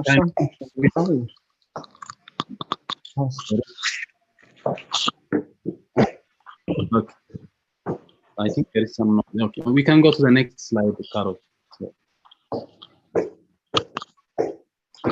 So just to see what about the project description, this BRT project, as I told you, runs to the northern to the southern part of the city, and this project is to be implemented by Addis Ababa City Administration and the AFDB. I mean the AFD, Agencies for French Development, has been supporting the city on the design and implementation of the project. The total length of this BRT corridor is around 17.4 kilometers. There are 23 stations and 4.5 meter to 5.5 meter widths, depending on the station type. And the length also varies from 64 to 120 meters. This also depends on the types of stations that we have. The BRT actually is segregated from the mixed traffic lane or from the normal carriageway using the concrete buffer, usually with the width of 0.5 meter. We can go to the next slide. Yes, so as I was explaining to you in this BRT, so the city had prepared its master plan in 2017, and there was actually a lot of debates towards having the light rail extension or having the other modes, and also having the BRT as one of the transport modalities. So finally, the BRT was selected because of several situations, including the capacity and all the issues that the team was raising before.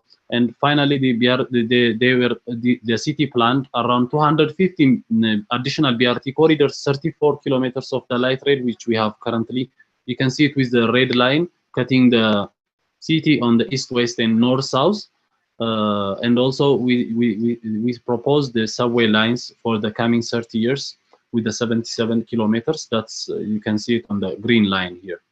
So the others are feeders with the blue line, dotted lines are the BRT line that runs along the city throughout major arterial streets, like almost all over the city. We can go next.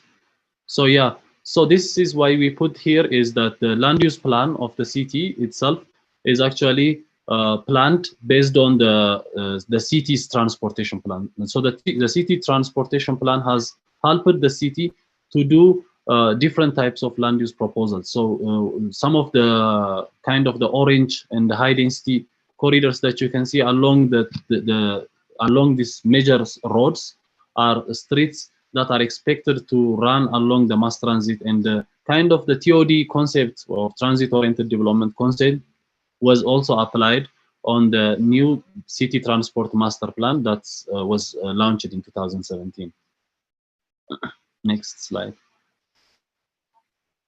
So this BRT and LRT lines, especially the BRT lines, the proposed BRT lines, are also serving the city to guide its building height regulations. You can see there are different zones of building heights in the city. So more or less the one that you can see at the center part, or the reddish part, is the where we have the high density developments, and these red parts also you can see them going along these streets. That means along the BRT and the light rail corridors. So the height will increase on these corridors. Yeah. So yeah, let's see some of the features of this BRT B2 drawings. So we start with the intersections and the crossings. So for the crossings, the city had the new BRT B2 corridor was carefully designed to incorporate some safe crossings at the mid blocks and also at intersections. So these crossings are planned also to incorporate a table cross or a raised pedestrian crossings, where it will have kind of a speed bump so that pedestrian could safely cross the area, and also it will help the elderly and also the disabled people to move using the three-wheelers or the wheelchairs. So another feature of this intersection is the BRT uses kind of a two-phase intersections. So where the phase that you can see from the blue lines with the mass transit will have a priority on intersections, and whenever there is a vehicle, so it will be a signal intersection. And for the other travels, the other vehicles that are coming to these roads or to these intersecting roads will have also be signalized, and you can see it on the second phase, and they will be turned to move on the next. Given once the BRT will be signalized, taking into consideration of the prioritizing the BRT, then the other intersections will be prioritized based on this sketch. So this is the two-phase intersections. So the BRT is the one that runs from the east to the west, and then for the other traffics or the mixed traffics lane or the other types of streets are the one that's joining, and this is kind of the phasing. Yeah, we can go to the next slide. So one of the question was that was asked was, since this BRT corridor is 17.4 kilometers and it runs all the way from the northern part to the southern part, there are different crossing streets, for example, collector streets or arterial streets that are joining this mass rapid corridor. So people think that how are these right turns and also I mean, the left turns to be handled. And since we have different local streets along our streets, so some of the mechanisms that we are planning to do to divert some of the traffics is to give priority, like to let the normal traffic or the vehicle to pass through this green line, the green lines that you can see. This is some of the interventions that we did to divert the traffics and to give more priority for the mass transit or for the BRT line. So these are some of the techniques that has been used. So take a look at some of the green lines on the maps. That's the direction was supposed to go. For example, if there is a left turn required, and then the vehicle has to go to the other part of the city and move through the different and try to find the one that's with the mass transit so that they can get a priority. So these are the directions to divert some of the vehicular traffics. So yes, we have seen the traffic flow, and regarding the stations, so yeah, given that there are different bus types for the city, especially those with articulated and the regular buses, so the station platform will look more or less like this. And as I told you, the station size also differs from the station to the station, starting from 60 meter. Then, so this is kind of the platform that we're expecting. And this is just to see the dimension and also to see the buses. They will be directly aligning with the station, as you can see on the figure. And whenever a person, so this is something kind of the same that that we have observed in DART, Tanzania's BRT, where the buses will come directly to the platform, and it will make easier for pedestrians or the disabled to move from the bus to the platform. And the dimension, as you can see, and the materials are also listed here. So yes, so the roof will be yeah, aluminum based, and the steel structure frames with aluminum panels, and yeah, so the configuration will look like this. It's better to see also the 3D. You'll see the 3D drawings to give you more illustrations. So yeah, this is the cross sections, and yeah, from the front, the elevation, sorry, from the front and the rear elevations.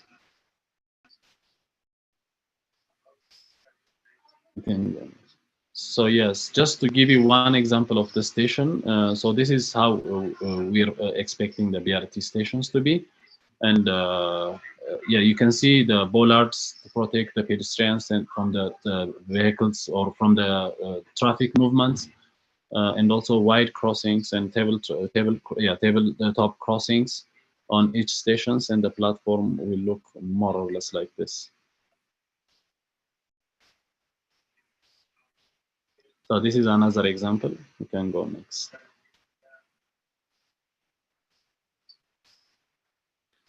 Yes, so this is also the one that's actually, this is very important to show, because we have this existing railway or the light rail transit that operates from the north-south and to the east-west. So on some part of this light rail, the BRT also joins, the new BRT project also joins with this light rail on some of the corridors.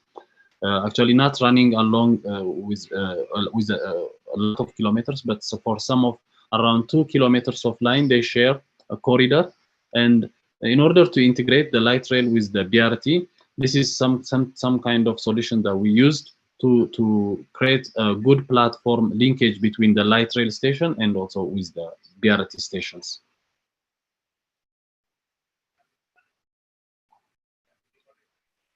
Yes, so this is another one that where we want to show that we used good pedestrian crossings. So it was carefully designed, especially on the stations and intersections. We have created a good pedestrian crossing, raised crossings on all parts of the stations to make sure that pedestrians will have a safe access to cross the street and also to access to the stations.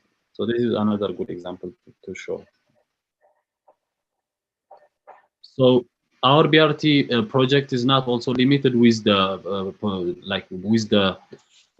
preparation of designs only for the BRT corridors, even though that we considered a lot of NMT elements and also prioritization of the public transport on our major streets in the city, but also we were thinking about the public spaces on the station areas, and also some open slots or open areas where this BRT B2 runs. So these are some of the public spaces on some of the intersections where we try to create some breathing space where people from the station could move around, or when they went out from the station, they will not like flood the whole walkways, so they can get some spaces to wait or also to relax. So these are some of pocket spaces that has been reserved. So the square ones actually.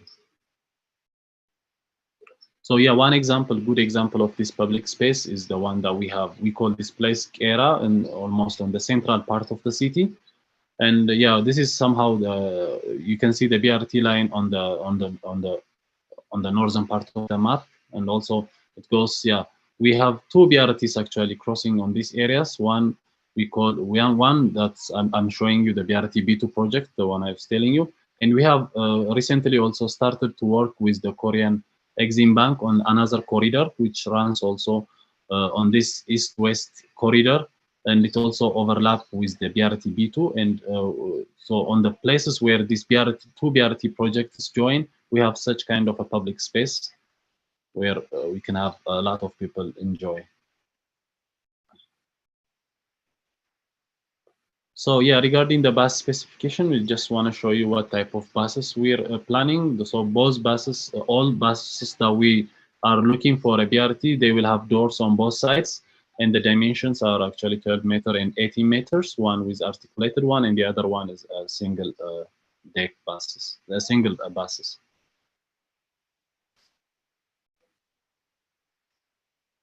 So yeah, just yeah, we took this picture actually past week, just to show you some of the progress of the BRT in the city. So another maybe good thing in Addis is that whenever there is also a road construction in the city road authority always considers having the BRT in the median. With if it's placed on the master plan, then they will keep on having the BRT lane reserved on the median, and they will leave it like this. But this is the already the ongoing BRT B2 projects in the city.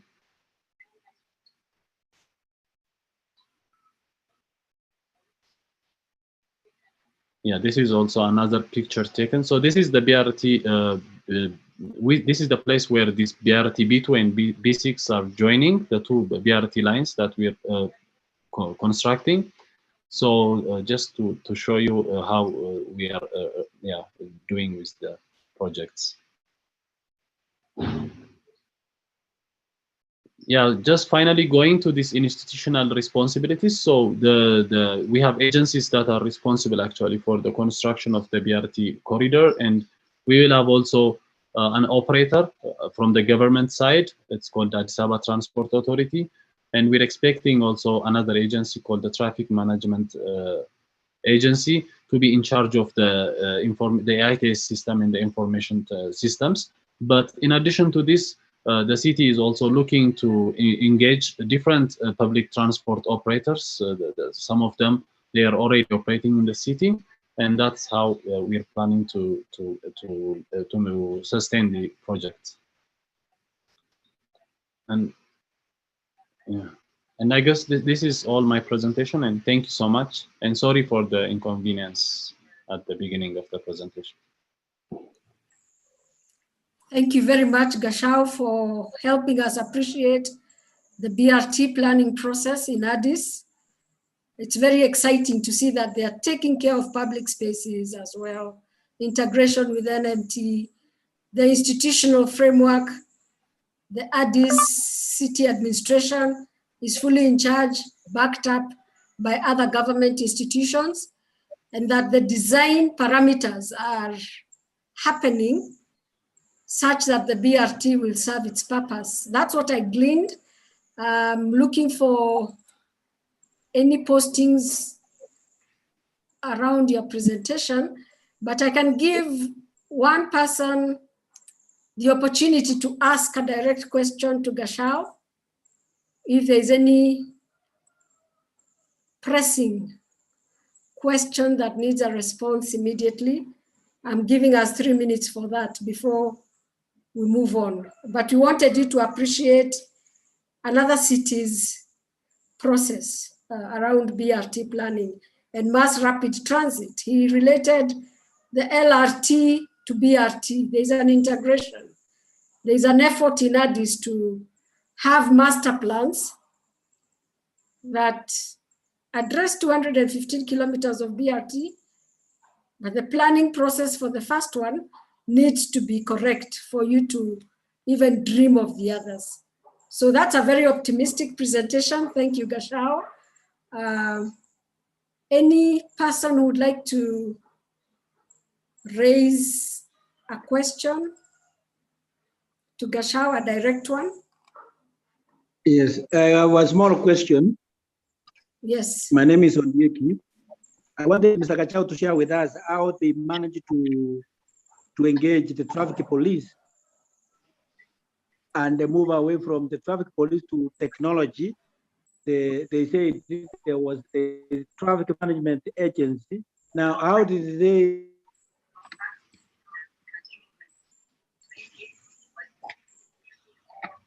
Okay, so please speak to the police and how you are integrating technology in terms of ITS. Yes. Thank you. Yes. So yeah, can I? Yes, Gashao, please. Yeah. Yes. So just to give some information is, I think the question is that how the traffic police are integrated on this project, right? On the BRT project. Is that yes? Yes. Yes. Yeah, in Ethiopia, the traffic police is also working under the traffic management agency. They're working together with the Addis Ababa Traffic Management Agency. So I guess for all the information that has to be done by the Transport Bureau, which is in charge of all these transport sectors in the city, so they will be informed, and they will have they're also one component of the transport sector. So there is no actually issues that will be raised from the traffic police as because they own the project together with the traffic management. But regarding the technology issue that so far we didn't have those IT systems installed from my information. So far we don't have those systems yet, but we already studied the IT system as part of the BRT B2 project. We also planned, we did a study, and it's going to be implemented soon. And for that also, the city is developing this traffic management agency hall, which will be in charge of the traffic management control. And this is the case that they studied actually from Seoul's transport, South Korea's experience, and they're trying to develop a system to integrate that. But regarding that's so far about the BRT, so far it's under construction. But for a light rail, there is a system actually currently that the city is using a video system, a surveillance system on each stations to monitor the surveillance. And they already have accomplished the IT system, and also they managed to accept the fare collection system. They managed to do some to try to identify the travel demands, and also whenever there are a lot of light rail users on stations, they could quickly identify and also send some additional rails to the area. So somehow the activity started, but I cannot say that this is a full-fledged or a good IT system in Addis. Thank you. Please, could you also address the question, what kind of technology are you using for the buses? Is there consideration for electric buses? Yes, actually, currently this BRT division, or the Addis Ababa Transport Bureau, is working with C40, trying to find a possible having the electronic-based bus system to operate as a BRT. But on the BRT study, the focus was to have the diesel-based buses to operate. Another question, how do you coordinate the 3 institutions involved in the management and development of the BRT? Who is in charge? Who is on the lead role? How do they organize themselves? So yes, currently there is this restructuring of the institutions in Addis Ababa. So there is an agency called Addis Ababa Transport Bureau, which is in charge of actually having the different sectors under it. So we have the traffic management agencies, the Addis Ababa road authorities, and all these agencies will be accountable to this Addis Ababa Transport Bureau. So the Transport Bureau is in charge of the studies for a BRT, specifically for this BRT B2 projects. And the ACRA, or the one that I was saying, is also in charge of the implementation of some of the infrastructures. So and the planning will be by the City Planning Commission. But each of these offices will be responsible to Addis Ababa Transport Bureaus.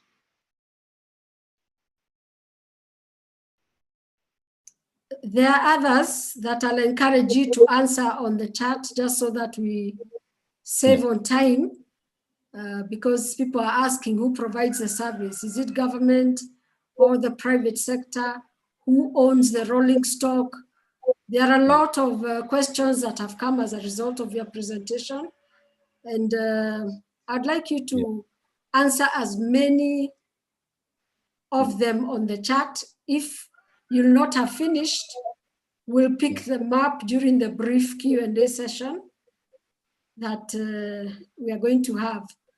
So members, with your permission, I'd like to allow Gashau to answer the questions on the chat as we move around the next presentation, because it will also bring out many aspects of design, many aspects that I see on the chat around parameters to do with operations and so on. So kindly feel free to engage on the chat, Gashau. Okay. And I see one hand, which I'll allow, from Emin Demir. Please raise your question briefly. Yes, hi. First of all, Mr. Gashau, thank you very much for the nice presentation. I'm from Turkey, and we are the provider for ITS system. I just want to ask, you said there are some ITS system like CCTV for LRT, but for BRT and LRT, there is no fare collection system at the moment. Is that correct? Yes. And what kind of ticketing system you use now? How do you do the ticketing? So yeah, is it cash based? It's cash based. It's ticket based system. But yeah, but to add maybe to give you some more information, there was also a study by the Transport Bureau, which is not been implemented yet, but there was a study on the ITS to improve the fare collection system and to make it an integrated fare collection, so that all the public transport operators could use the same platform.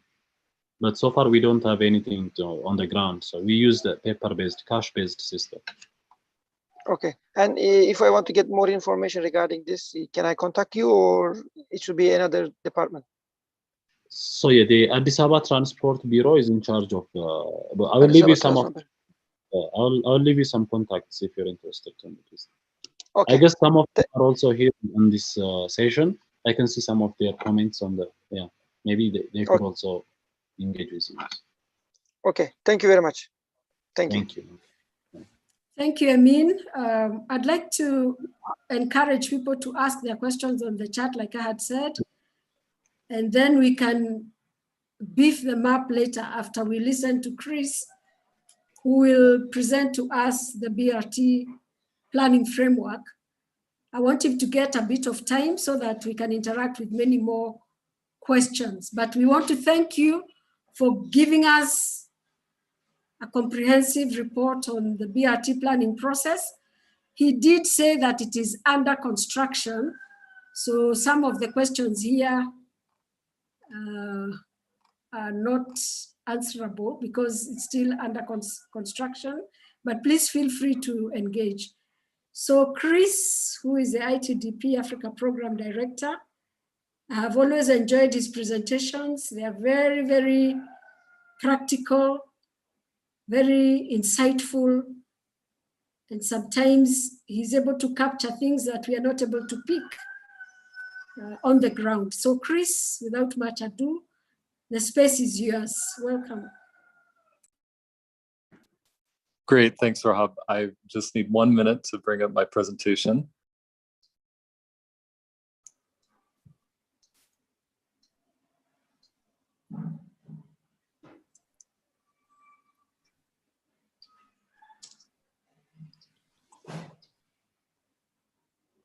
Who mobilizes resources for the development of the BRT? That's a very important question. Does every institution make their own budget to implement and execute their mandate? A very important question on institutional coordination, which I would like to pick up on as Chris finishes his presentation, because these are the real issues that are affecting BRT planning and implementation, this part of the world.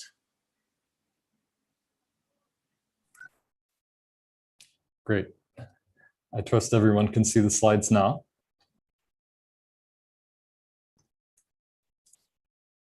So yeah, thanks again, Rahab. And yeah, I'll be going through the NaMATA BRT design framework to give you an idea of some of the key elements in this document that can help guide the way that we design BRT systems in Nairobi and other cities in Kenya. So yeah, ITDP is a global not-for-profit. We work with cities to implement sustainable mobility systems, and I'm based at our office here in Nairobi, Kenya. So we started working on the BRT framework some time back. The document has had input from a number of different organizations. So Mott MacDonald originally started the initial draft, and then ITDP also provided some input to it. And the draft was released in June 2017. And then there were a number of stakeholder engagements, including a workshop in late 2017, and it was reviewed by several of the development partners and local organizations. And it was finalized by early 2018. And so then, since then, this has been a working document that consultants and government agencies and others can use to guide work that they're doing on BRT projects in Nairobi. And the main motivation for creating this document was because there have been many different consulting projects on BRT design in Nairobi, and they haven't always followed the same standard or spec. And so the idea was to create a uniform set of guidelines so that all of the corridors in the system would be interoperable, and they would all meet a high quality standard to ensure that the system's able to handle the passenger demand and provide high quality service for residents of the city. So the design framework starts out by presenting the mass rapid transit network for the city. So Nairobi adopted the MRT harmonization plan in 2014 that identifies 5 BRT corridors integrated with the commuter rail network. And these corridors were later gazetted in 2019 in Legal Notice 16, which gave the authority to agencies to include BRT in whatever ongoing projects are happening on these corridors. So the framework, the starting point for the framework is that BRT is a system. It's much more than bus lanes. It requires the integrated design of the stations, the high quality buses, the dedicated busway, and the NMT access along with IT systems. And it's really the combination of these elements that makes BRT work well. So at the beginning of the framework, we have the 5 basic elements of BRT: the dedicated BRT lanes, the median alignment of the busway, platform level boarding, off-board fare collection, and intersection treatments. And it discusses for each of these why these elements are critical to system performance. Okay, so I'll run through them. Dedicated right-of-way, that's the fundamental aspect of BRT. BRT lanes need to have physically separated bus lanes, so not just paint, but an actual concrete curb. And the design framework has quite clear language on this. So it even has this passage that says there's limited utility in building BRT infrastructure and uncongested outer roads while sending buses into mixed traffic as soon as they reach congested areas. So where we need the dedicated infrastructure the most is in the city center, right? And as you go further out, then it's possible to operate direct services. But on congested corridors, we really need to have the dedicated lanes. And the design framework makes the point that right-of-way doesn't need to be a limitation. So this is the corridor in downtown Dar es Salaam on Morrigo Road, where the city was able to remove the cars and the parking and convert it to a busway and pedestrian mall. And so it provides priority for the vehicles even on this narrow street. The second BRT basic is busway alignment. So we need to have the bus lanes in the center of the road. And the framework explains that this is because if you have curbside lanes or painted lanes, they're prone to a lot of encroachments by parked vehicles. Whereas if you have median lanes, they can speed up the buses and reduce conflicts with NMT users and also alleviate driver stress. Number 3 is platform level boarding. This has to be a basic design element of any BRT corridor. So no steps in the bus, no steps in the station, and a minimal boarding gap. Okay.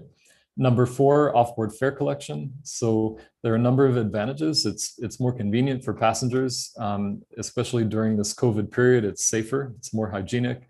There are fewer delays, and you reduce revenue leakage and get good data on the system travel patterns. So it allows you to do better service planning in the future.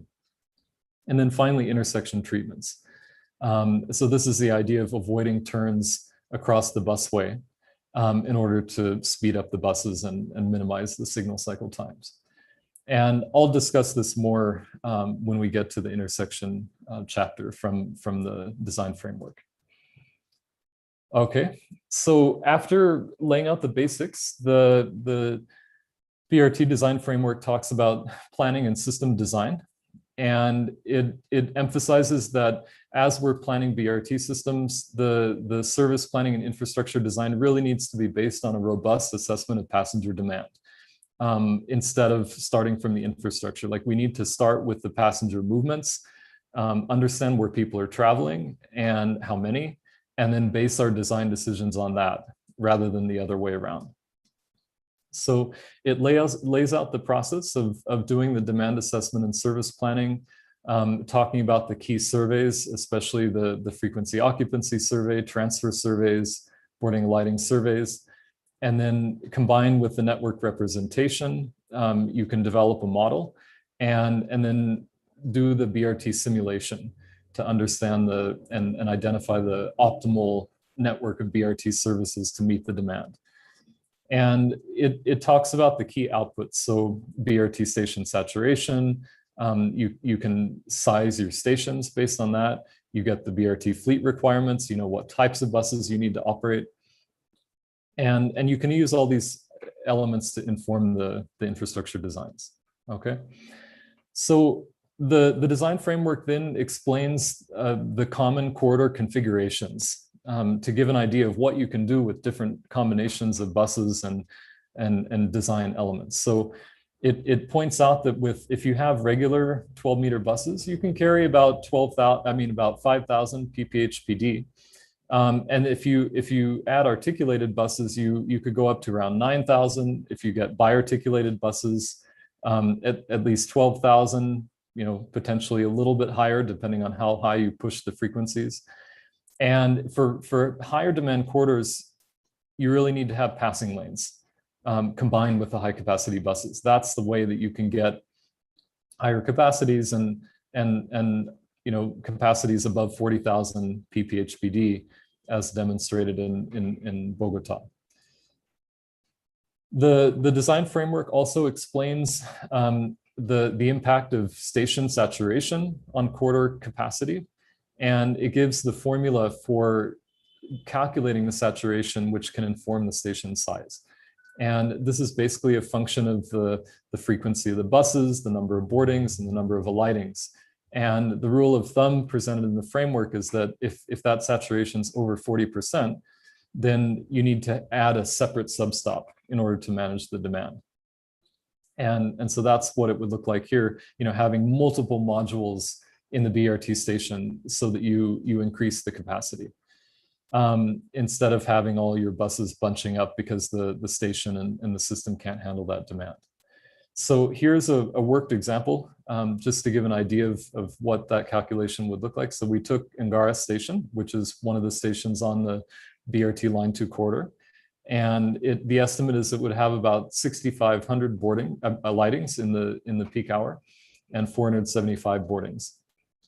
And so you get that with a single substop, we'd be at saturation of 113%. So we really have to distribute that across 3 substops in order to manage the demand at the station. And so that's an example of how how the insights from the service plan can inform the design of our infrastructure.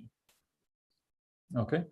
And then the design framework also calls for flexible operation. So instead of just having a trunk feeder service model where the BRT buses stay in the corridor, the design framework calls for a flexible operational model where the buses can go out of the corridors, like these purple lines here, so that they can serve the destinations where people actually want to go. And that means that you have reduced costs because of capital construction, because you don't need to build large transfer terminals. And it's more convenient for passengers because they don't have to make these transfers. And especially in cases where people get a direct service on the Matatu that they're using today, they don't want to have to start making a transfer once the BRT opens. Like that would make the service less convenient. So in order to enable these direct operations, the design framework calls for 2 things. One is buses with doors on both sides. And number 2 is provision for BRT turning movements at intersections. So there are a number of places on the network where we have a couple of corridors intersecting. And so we need to make sure that the geometry of the intersections will accommodate the turning movements of the buses. Okay. Great. So that's on system planning. Then the next section in the framework is on infrastructure design. So it gives the basic dimensions of corridor elements. So if you have a single lane or a double lane, it gives the minimum station width of 4 meters, and talks about other elements in the cross section, so that you can size the infrastructure properly. It also talks about the corridor element heights, and both for NMT facilities and also for the BRT elements. And one element that I want to emphasize here is this one of the height at the station. So the framework points out that the BRT lane can actually be elevated at the station in order to have, so that you would raise the level of the lane at the beginning of the station, have the bus stay at that level, and then come down at the other end. And that allows you to get the BRT lane up to the level of the tabletop crossing, so that you can have a smooth crossing all the way from one side of the right of way to the other. And you can minimize the disruption for the buses. It also calls for a relatively high barrier between the BRT lanes and the mixed traffic lanes, because we know how easily our matatus jump over low medians. So after a lot of debate, the final decision was to have a 300 mm height for the barrier between the bus lanes and mixed traffic lanes. Another key element in the framework is the discussion about the busway alignment. And so, as I mentioned at the beginning, it's really critical to have median busways in order to minimize conflicts. And so that's the first permitted alignment that's mentioned in the framework. The second one, there could be some streets where we go for only BRT and pedestrian access. So that's also a permitted alignment. If in some cases, like say, if you're going alongside Moi Air Base on Juju Road, then you can put the whole corridor on one side. But that only works if there are no intersections or property entrances on that side of the road. So I know that in the past, this kind of configuration's been floated for Gong Road, but that would not be permitted in that case because it has too many property entrances. So on Gong Road, it really needs to be in the median. And then there are 2 configurations that are not permitted as per the design framework. So one is just having curbside bus lanes because of the conflicts that we've been talking about. And the other is if your corridor has some central express lanes and then service lanes on the side, it won't work to put BRT between the express lanes and the service lanes, because whenever these crossovers happen, then you get a conflict between the BRT buses and mixed traffic. And this kind of configuration has been a big challenge in Lagos and Jakarta and some other cities that have tried it. So it really shouldn't be attempted in Nairobi. We need to get the buses into the median. Okay, and then the design framework also talks about pavement quality as an element of corridor design. And it emphasizes that you need to have a 40-year design lifetime for the pavement. And so that means for sure having concrete at the stations, but preferably along the whole corridor, because it's unlikely that you'll get a 40-year design life with flexible pavement if you use that for the busway. Yeah, and here's an example from Mexico City where they tried to do the flexible pavement, and then they had to come back and do a very disruptive reconstruction of the line 1 in order to retrofit it with fixed pavement. So let's get it right from the beginning in Nairobi to avoid this kind of disruption later on. Great, and then the final section in corridor design is about intersections. So the framework lays out a few goals for intersection design. Number 1, it should minimize delays for BRT buses.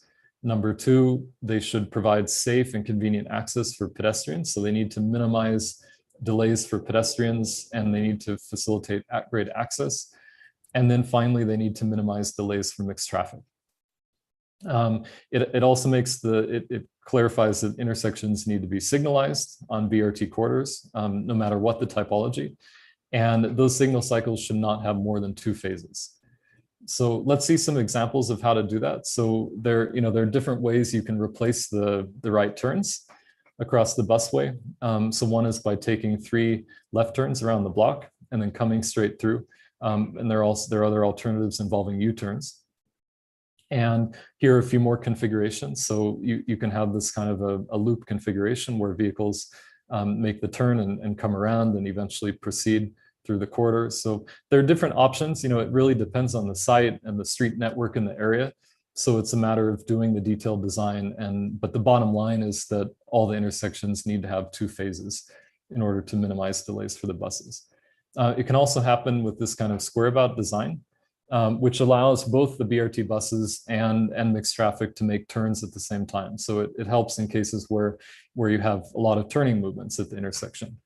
And let me try this animation to show you how that would work. So, and let's see if I can get it to, yeah, there we go. So when the traffic comes in, if vehicles want to make the right turn, then they queue in that space. And then when the next signal cycle opens, then all those vehicles can move through the intersection. And so it saves time, but it also gets these turning movements into the same phase. And of course, you have to size this according to the volume of turning vehicles to make sure that it can handle the volumes that you have. Okay, and then a final point that's made in the framework is that if you do build a grade separator, make sure that it prioritizes BRT. So here's the example, the flyover on BRT phase 1 in Dar, where you have dedicated lanes for BRT on both levels of the interchange. So we need to stop throwing mixed traffic throwing buses into mixed traffic on our interchanges and make sure that we accommodate them. Yeah, and here's an example of a dedicated BRT flyover in Mexico. And one other point that's made in the framework is that the stations need to be set back at intersections. So you need to have a setback of at least 40 meters to accommodate 2 articulated buses. But depending on the signal cycle and the frequency, you might need to provide even more of a setback. So again, it's something that needs to be tested depending on the characteristics of that specific intersection. And here's another example. I just want to go back and start that again. Yeah, to show why it's so important to set the buses back. So if we have the buses stopping right at the intersection, then when more buses stack up behind them, they cannot start the boarding and alighting process. Whereas in this example here, the buses can proceed up to the intersection and allow more buses to come and start their boarding and alighting. So that way, when the light turns green, with the station set back, any of the buses that have finished boarding can clear the intersection. Whereas with the station right at the intersection, only those 2 buses that were parked at the station can clear, but the rest now have to start their boarding process. And so they're wasting this green time. And by the time the light turns red, they're still stuck there. So that's why we need to have the setbacks. Okay, and here's a real world example from Guangzhou, and you can see how they use that extra space at the intersection to provide more queuing space for vehicles. You know, one challenge that we have in a lot of road designs in Kenya is that we design the same number of lanes through and through, even though where you actually need the capacity is at intersections. You don't need to have so many lanes on the mid-block. You need them at the intersection, like you can see here. So let's be a bit more flexible with our cross sections so that we manage the traffic volumes better. Okay. All right, then next section in the framework is on station design. So the first point is that it emphasizes the need for central station platforms and instead of side stations. And this is because you have lower construction and operating costs because you only build 1 station building instead of 2. And it's more convenient for passengers because if you need to make a transfer, you can just do it as a cross-platform transfer. You don't have to get out of the station, cross the street, pass through the other turnstile and wait for the bus. You just step across the platform. The framework also gives the basic station layout. It emphasizes the need for ramps. So all stations need to have ramps for universal access. They need to have a clear fare collection area that's separate from the boarding area so that you don't experience congestion. And it gives the minimum station width of 4 meters. And it also mentions that on corridors like Thika Road, the preferred width is 6 meters because the passenger demand is much higher. So we shouldn't try to build stations that are narrower than that. Okay. And it also gives a formula for doing that calculation of the station width based on the number of passengers and the frequency of the buses. Okay. There has to be a good interface between the stations and the buses. So it talks about having the boarding bridge in order to minimize the gap, having the ceiling over the bus so that people don't get rained on when they're stepping out to board the bus. And it talks about having a consistent floor height. So both the buses and the stations need to be at the same height, which for Nairobi has been fixed at 350 mm. Here's an example of the level boarding, and the framework calls for a gap of 5 centimeters between the bus and the platform. So really ensuring that you provide an accessible interface between the buses and the stations. Okay, it also calls for having half-height screen doors at the station so that you provide a secure station environment. And you also prevent accidents where people could fall into the busway out of the platform. So making sure that we have screen doors to manage the boarding process.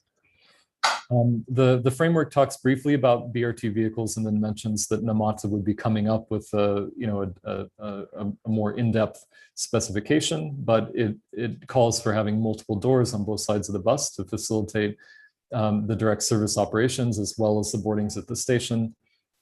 And it calls for having at least Euro 4 buses, if not better. Great, and then there's quite a detailed section on universal access. So the framework talks about several elements of universal access and why it's important, with the bottom line being that people with disabilities should be able to travel independently. You shouldn't have to have assistance to get around in the system. And so there are various elements to that, so having the minimal boarding gap, having tactile paving in the stations, having the audio-visual announcements. It also talks about having at least 800 by 1200 mm of space on board the buses so that wheelchairs can ride as well. It talks about having accessible station ramps, so no more than a 1:12 gradient. And it talks about having an accessible pedestrian environment in the catchment area of the stations so that people can walk up to the corridor. And then finally, it mentions having accessible bus stops on the direct service extension. So where the buses are going to pull up to the curb, then we need to have proper bus shelters like this that are, where the ground is raised to 150 mm so that you can have a minimal slope when the bus deploys its boarding bridge.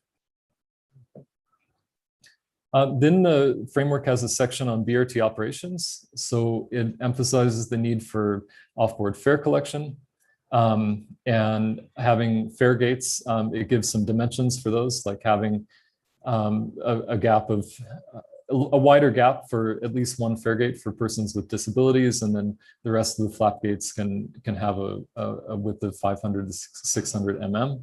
And there are various configurations that are possible depending on the overall width of the station. Passenger information. So the framework calls for having visual and audio announcements both in the stations and in the buses. And then it talks about having static information as well. So having a network map, fare chart, local area map, so that you know the location of key destinations in the nearby area. And then on the buses, also having a line diagram and network map so that people are clear on where the services go. And then it talks about having a control center for system management so that there's centralized oversight over the bus frequencies and people who can respond to changes in passenger demand. They can deploy more buses as needed during the operations.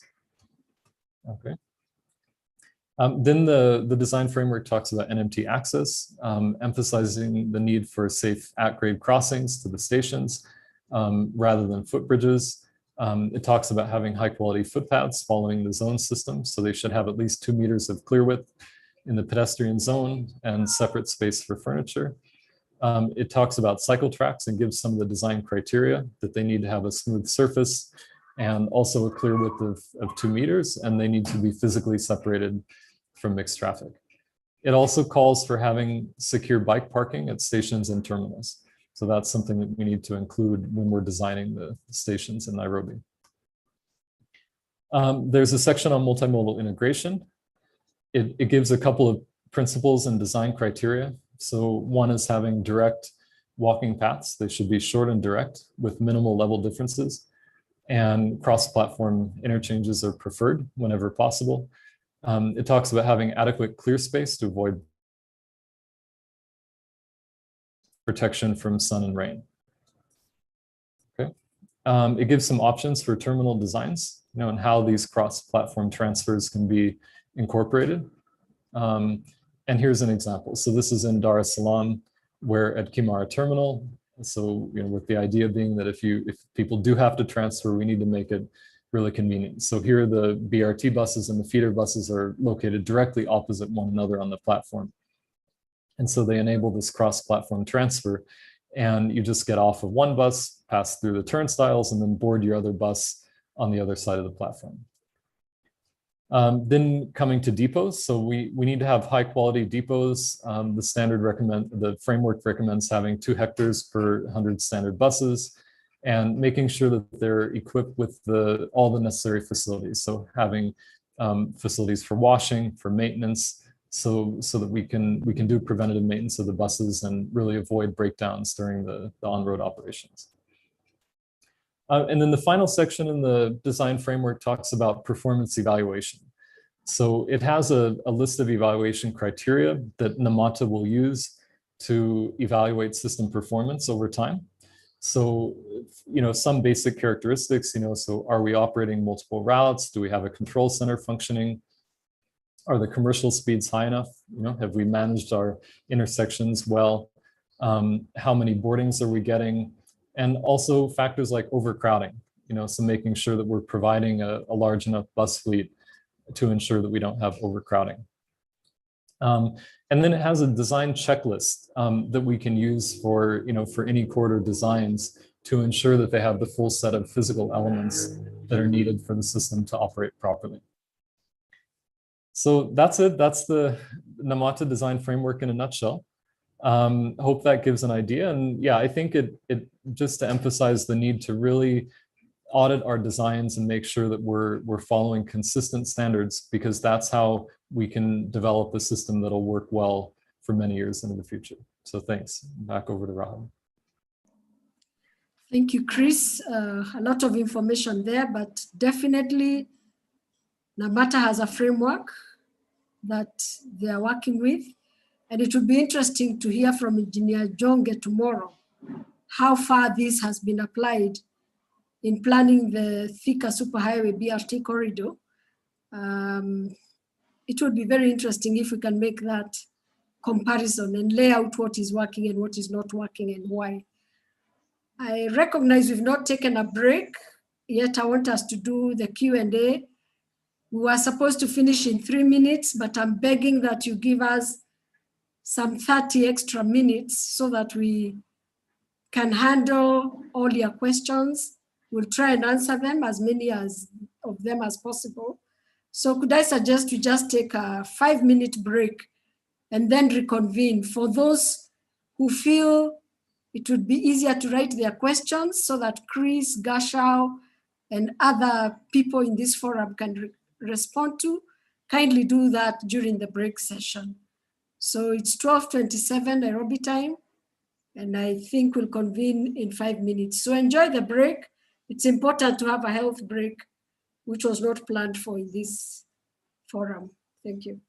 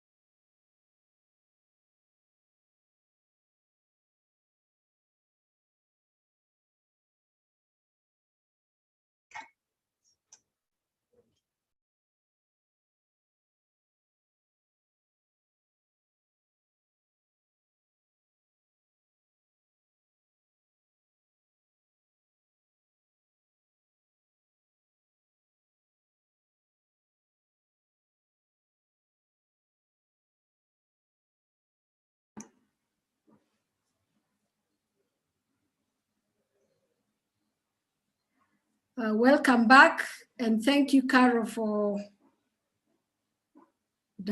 mobilized Dar es Salaam. We saw a few faces, a lot of action, and we are grateful for that.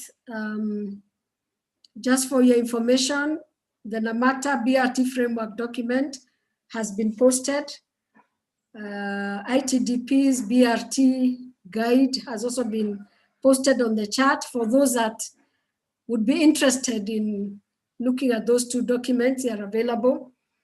And I dare say that NaMATA has no excuse now. They have a framework that will assist them with getting things right. They have the institution, which we've been working around for many years. And we have the various institutions in Nairobi. If NaMATA is on the lead, it would be interesting to know how they are organizing the rest of the players like Kura, Kenha, the Nairobi County, where most of these lines are situated. So there are concerns around the institutional issues. There is also a question here. I'm not sure we'll be able to tackle it in a formal structured session during this workshop. And because this is a training session where we are sharing information, I think it was from Paul Kingori, if I'm not wrong. He had asked about the financing. How do we finance BRT projects? And could I just start us off there? If Chris, I could throw that to you. And then if any other person in this group with experience from Turkey, from South Africa or elsewhere, if you have an answer that would help people in Nairobi and in Kampala and Addis with this question, how do we finance BRT? And then after that, we'll see how we tackle the other questions. Chris, please. Sure, yeah. So the basic idea on financing is that usually with a BRT, like many other public transport projects, the fair revenue that you'll earn can sometimes cover a good portion of the operating costs, but it usually won't be enough to cover the capital costs. So the cities will need to find financing to cover the construction.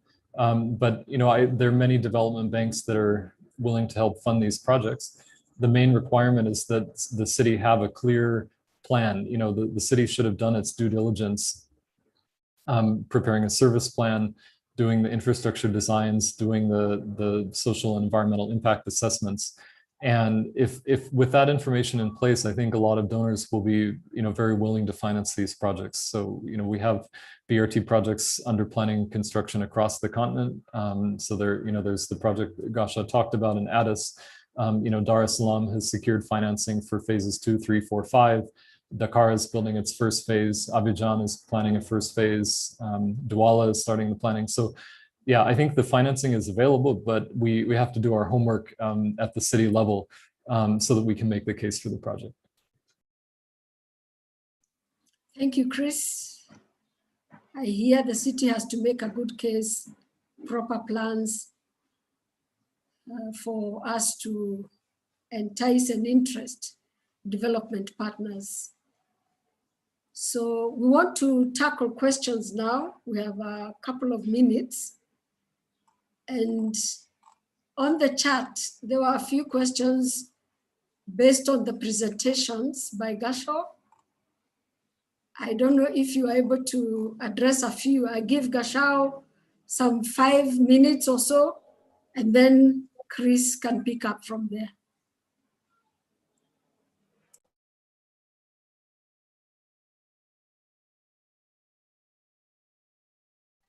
So yes, thank you, Rahab. And yeah, I was actually going through the comments and some of the questions on the feedbacks. For regarding the bus specifications, there was a question asked, a frequent question asked on the bus specification. So Carol, we'll share the specification guideline, including also some of the ITS specifications. But yeah, just to clear up some of the information. So so far, as you can see, the only ongoing project that we have is the infrastructure works and most of the civil works for the BRT corridor. And regarding the ITS, it's already there on the study. You can see some of the different questions that was raised regarding the fare collection and also other related issues. And also for the existing ITS system, I already mentioned that the LRT system for the city is doing a couple of things to modify the system using the ITS system. I see also some intersection questions, but it was already addressed by Chris for the types of intersection treatments that we used. I guess I have addressed almost most of the questions that was directed, except to link some of the interested people with our team in Addis Ababa Transport Bureau, that is Emin Demir, who asked us earlier about the question of having the system in Addis, the ITS, the fare collection system for Addis. We will link him with the Transport Bureau. But yeah, regarding the other questions, we will share some of the materials together with the presentation. And maybe if Chris also, you can add more to the feedbacks. That would be nice. Thanks.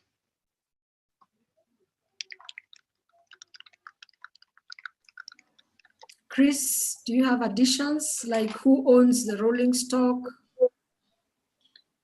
Is it government or the private sector?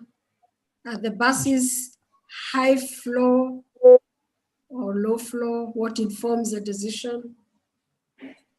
Okay, sure. So yeah, both Addis Ababa and Nairobi have decided to go with low entry buses at 350 mm. And there are a number of factors that can go into the decision on the bus floor height. So, one is the capacity of the bus. So normally higher floor buses have a higher capacity because they have a uniform floor height from the front to the back of the bus. Whereas if you have the low entry configuration, then you need to have steps in the bus. So it limits the capacity. You can also have more doors on a high floor articulated bus. So you can have 4 doors. Whereas with a low entry articulated bus, you'll only have 3 doors on the station side. So that there's some, that also affects the capacity and the boarding and lighting time. And then the main reason that cities go for low entry buses is for the direct service access, because if your buses are going outside of the corridor, then it makes sense to have the low entry buses so that people don't have to step as high when they're climbing into the buses from the curbside bus stops. So it really depends on the corridor configuration. So if you have mainly trunk services, then you can probably go with high floor buses because you don't need to use the stepped entry on the curbside. But if you have buses that are going out of the corridors, then there's a good argument to be made for having low entry buses. And yeah, and cost is also a factor. So low entry buses are all usually more expensive than high entry buses. And in terms of who should own the buses, so there are a lot of arguments to be made for having the private sector buy the buses, because going back to the financing discussion we were having before the break, the government will need to play a role in investing in the infrastructure, and so the private sector wouldn't really play a role in that. But where the private sector can contribute very easily is in procuring the buses. So leaving it to the bus operators to procure the buses can allow the government to direct more of its investment into the infrastructure, and that way you can leverage the role of the private sector and the bus operators. And this usually requires some kind of a guarantee. So the contract should have a clear guarantee for, say, for the number of kilometers that would be operated, and the bus operator can use that to go to banks and secure the financing. And then yeah, I see there's one question about the ITS system. So so far we don't know a whole lot about the ITS systems that'll be used in Nairobi, but for BRT line 2, but there has been discussion about having offboard fare collection. So that's what we know so far. Yeah, thanks.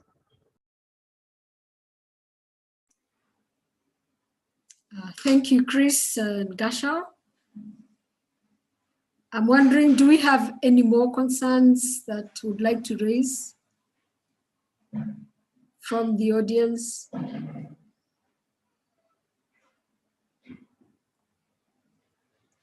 Around the presentations, or even some of the overviews we received earlier on in the day. James Minor, again, I apologize, we lost you. And when you came back, we had moved ahead. Wondering if there are any concerns, or if none. I don't see any hands up. I don't see any unanswered concerns. And this being a training session, capacity building session, as you were told by NaMATA in the morning, I would like us to make sure that we've captured all the things that you may be struggling with regarding BRT planning, both from operations, design, infrastructure, institutional arrangements. There are very many elements to BRT planning.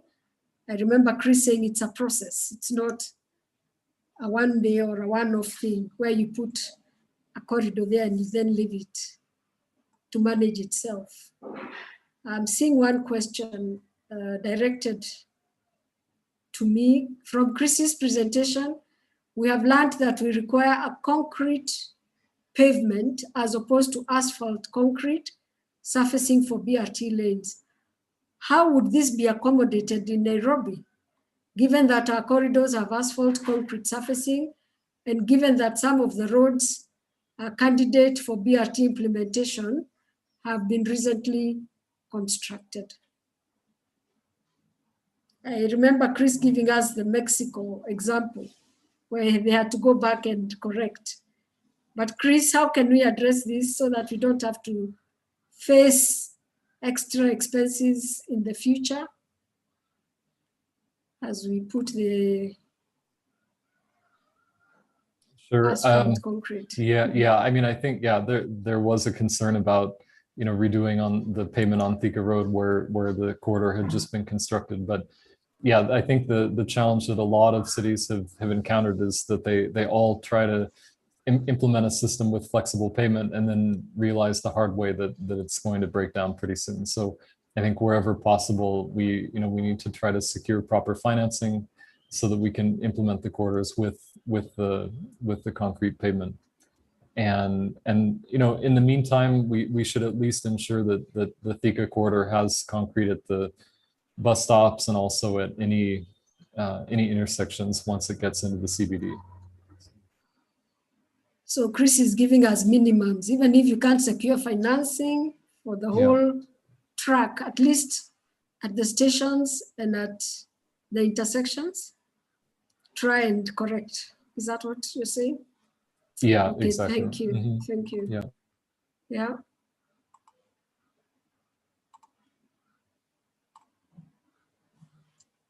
Participants, are we saying there are no more concerns?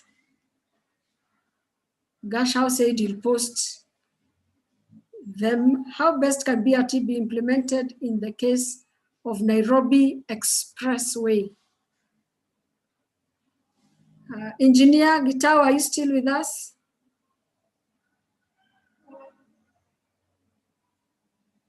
Or Minor, are we having a BRT lane on the expressway? Thank you, Lahab. The designs have not been completed as yet, but the BRT line will be at grade. It is not going to be on the flyover. So yes, a BRT will be there. Engineer Getao and the national government, they are working on the modalities for retaining the consultants with the contractor on the design, and then get involved with the design. Thank you. Thank you for that clarification, that yes, there will be a public transport lane, but it will be on the existing carriageway, not on the expressway. That's one clarification. And then that the government is working on those designs.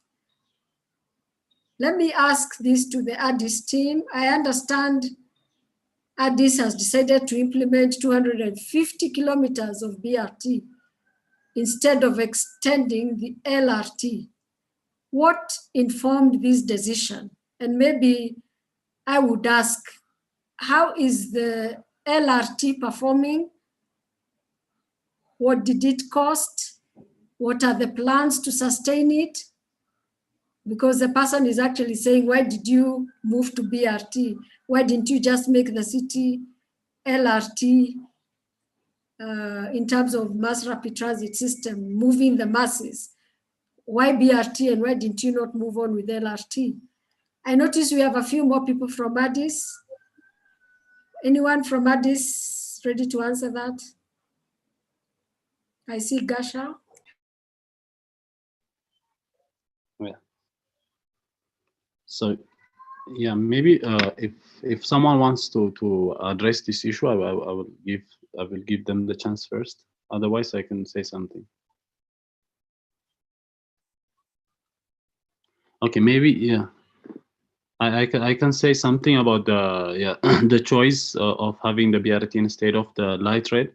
So the first light rail, which was actually started, so the construction and the assumption was that this will solve most of our transport challenge in the city, and there was the passenger the travel demand on the existing LRT corridor used to be much higher than compared to the rest of the city. So the city actually was implemented by the national government, but the city was asked to start operating the light rail. But at that time, the city has been finishing its master plan, and when the new master plan started to prepare, there was a lot of challenges that was observed on this light rail. One of being the number of passengers that was initially planned to move along these two corridors was much lower during its operation time. In addition, the infrastructure cost was really high, and still the government is trying to cover some of the costs for the companies, for the Chinese companies who was operating on this infrastructure. In addition, the design itself has a lot of issues where it segregates the two urban fabrics. For example, if you go along this light rail corridor, then the two adjacent sides of the developments have been facing so many challenges that they don't integrate, and mostly the whole section of this light rail have cut the urban fabrics and the pedestrian crossings, and all the issues that we are trying to address on the BRT are the challenges that we faced. There used to be a lot of traffic accidents, and also on these crossing areas, they are not comfortable for not alone for disabled and elderly, but for almost all members of the society. including the access to the station was really hard, and also the traffic situations on the intersections where this light rail runs, which cuts the city in two. That was some of the challenge. In addition, the capacity, as I told you, was not as we were expecting. Currently, it's operating with 120,000 passengers per day, which is much lesser than the one that the design was indicating. So given all those issues were observed, in addition, we get the chance to see different alternatives to see the light rail, in addition to the BRT and also the mass rapid transit. We put into consideration of the capacity and the comfort and all the issues that needs to be addressed, or the transport issues that needs to be included. And finally, the BRT was selected because somehow the capacity of the BRT and the light rail are almost the same. Even at on some occasions, the BRT could operate and could run with a lot of passengers on the same corridor, and the cost is much cheaper than the light rail. So these are some of the issues that why we went to the BRT and try to plan our city to have those BRT corridors instead of the light rail. Rahab, can I add one more thing to that? Mm-hmm. So yeah, we were just doing the numbers and for Addis and for the LRT corridor, and what we were told by the LRT staff is that each train set can carry about 300 passengers. So and they right now they have a headway of 10 minutes. So that means that you can carry 1,800 passengers per hour per direction with a single train, but they have some double trains where two train sets are operating together. So then the capacity would go up to 3,600. And they told us that they would be able to get the headway down to minimum 8 minutes. Like that's the best headway they can do with the current facilities that are there. So in that case, it's 7.5 trains per hour. So that gives a total capacity of 4,500 ppHPD. And so if you go back to the BRT design framework presentation, that's the same capacity that we can carry with a single lane BRT with no passing lanes with only 12-meter buses. And so with a single lane BRT with articulated or biarticulated buses, you could carry double or more the volume that the LRT is carrying. So the issue is just that the capacity is too low. It just cannot carry the number of people who need to move in Addis. And if you see I was in the city recently, and there are massive passenger volumes that people who need to move from Ayat and other areas in the eastern side of the city and coming into the city center. And only a fraction of them are being carried on the LRT.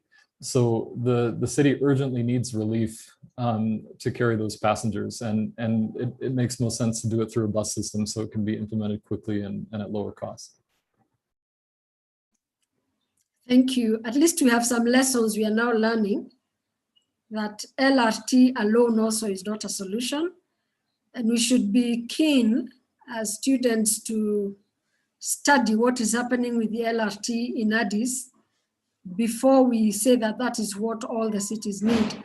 We are appreciating that it was a good move, but it came with challenges. And the argument so far is that the bus-based transport may be more efficient than the LRT, given the costs. So let's engage, let's think through these realities and not condemn one mode against the other. Thank you for those clarifications, gentlemen. I am looking to see if I have any other direct questions that have been brought. And someone here is talking about the tram. I think that the comparison between BRT and tram has to be made precisely. In a case of an African city, it was possible to implement a tram 100 meters length, so 650 passenger per tram.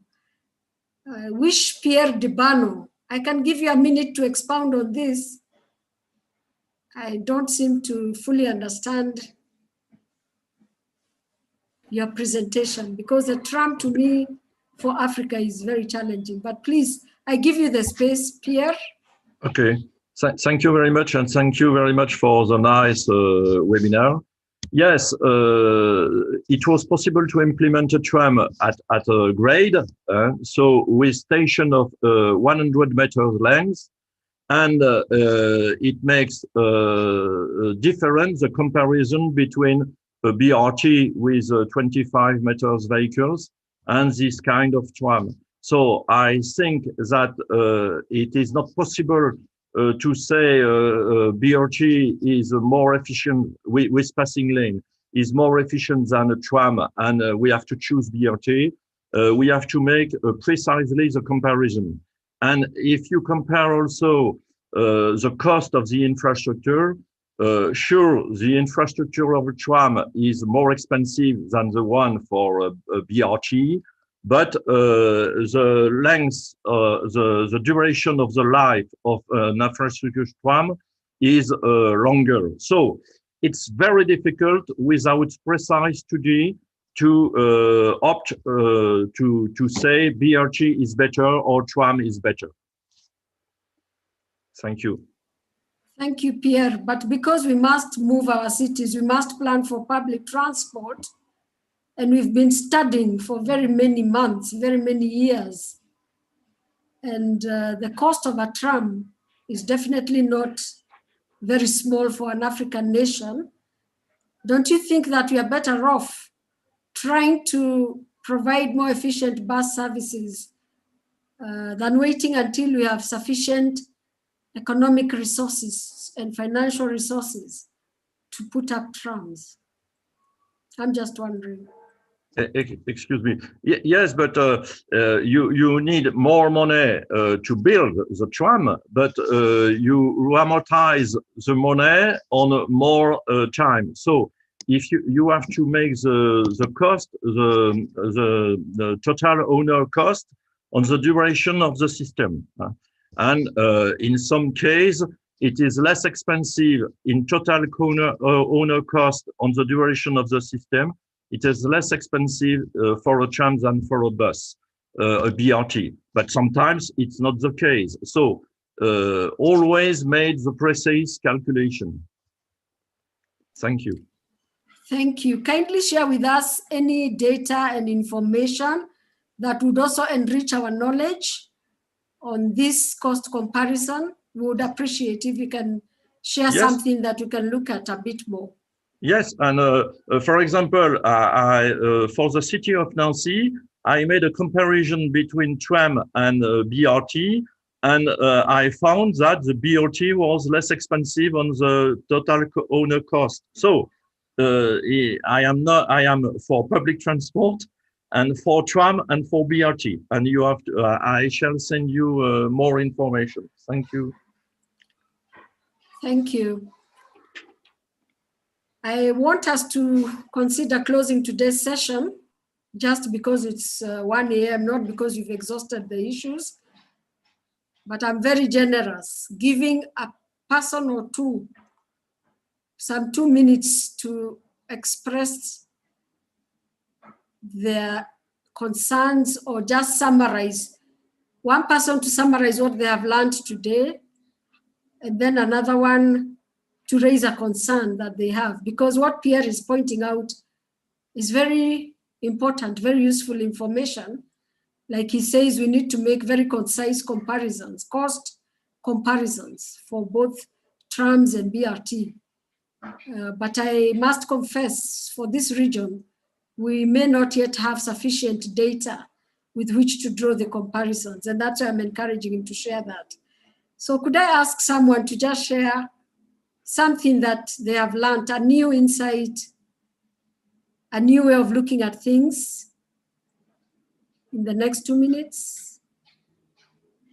Just raise your hand and I'll give you the space, or just speak.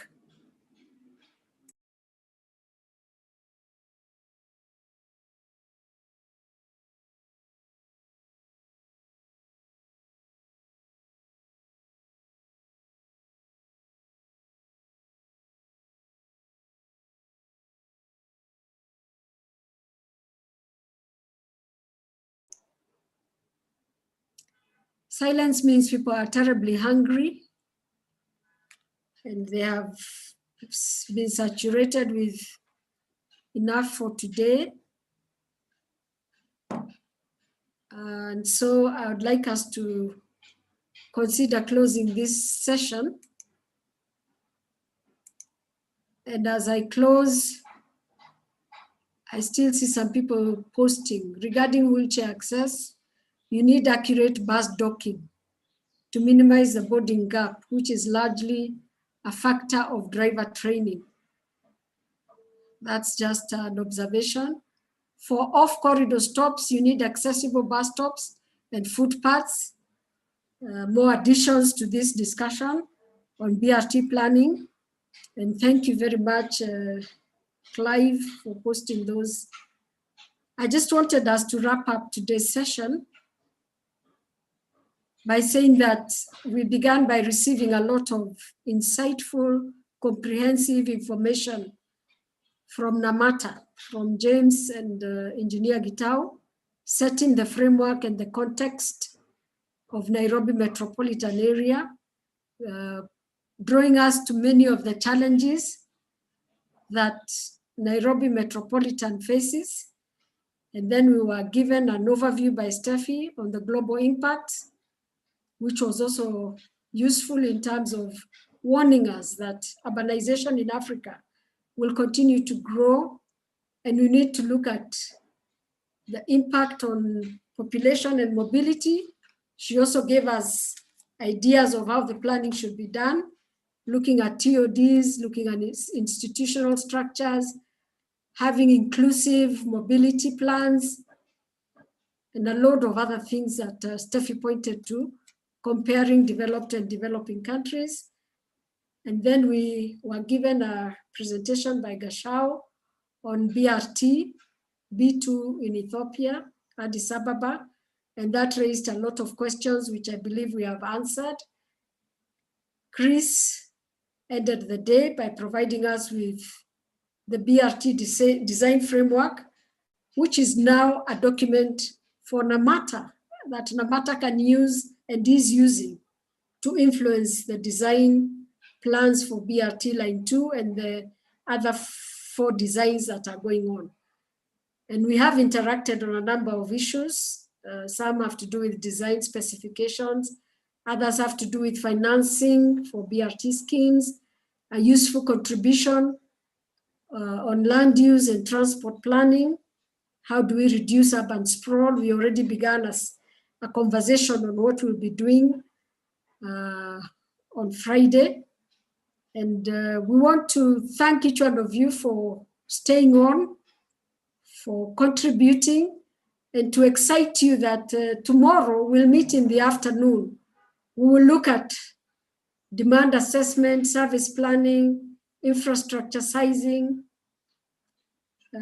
by Gabriel. We'll have a question and answer, and then we'll look at what Cairo is doing. It's always good and refreshing when you look at specific city attempts. Cairo has been planning for a BRT corridor. We'll hear more about that. Then Jonge from NaMATA will also give us some insights on the infrastructure design and service planning and how they are implementing the various projects, including financing. So we'll be able to get some specific detail from Jonge on how they are financing and implementing the BRT projects in Nairobi. I think I will end it there so that I invite you to tomorrow's session. Let many other people know who need to get exposed to BRT planning. As I mentioned, we are not able to tackle all the mass rapid transit systems simultaneously. We feel it's sensible to focus on one, and then we can arrange with more capacity building on others. Thank you, NaMATA and ITDP, for the vision to enhance mass rapid transit. Now we aim to get to smart city status. That's just a comment. I'm happy being part of you, and thank you for the good job. So unless there are any announcements from Carol, I propose that we end this session, and I hope to see you tomorrow. Carol, Gabriel, do you have any announcements, any housekeeping rules? No, just inviting everyone to the session tomorrow from 2 p.m. Thank you. And I'd like to thank all our presenters for the day. Thank you for the very professional presentations, for very provocative comments that you have made. We hope to carry on tomorrow morning. So enjoy the rest of the day. Enjoy your lunch. I invite you for lunch virtually. Have a good day and goodbye. Thank you. Okay, goodbye. Goodbye. Thanks, everyone. Yeah. Bye. Goodbye.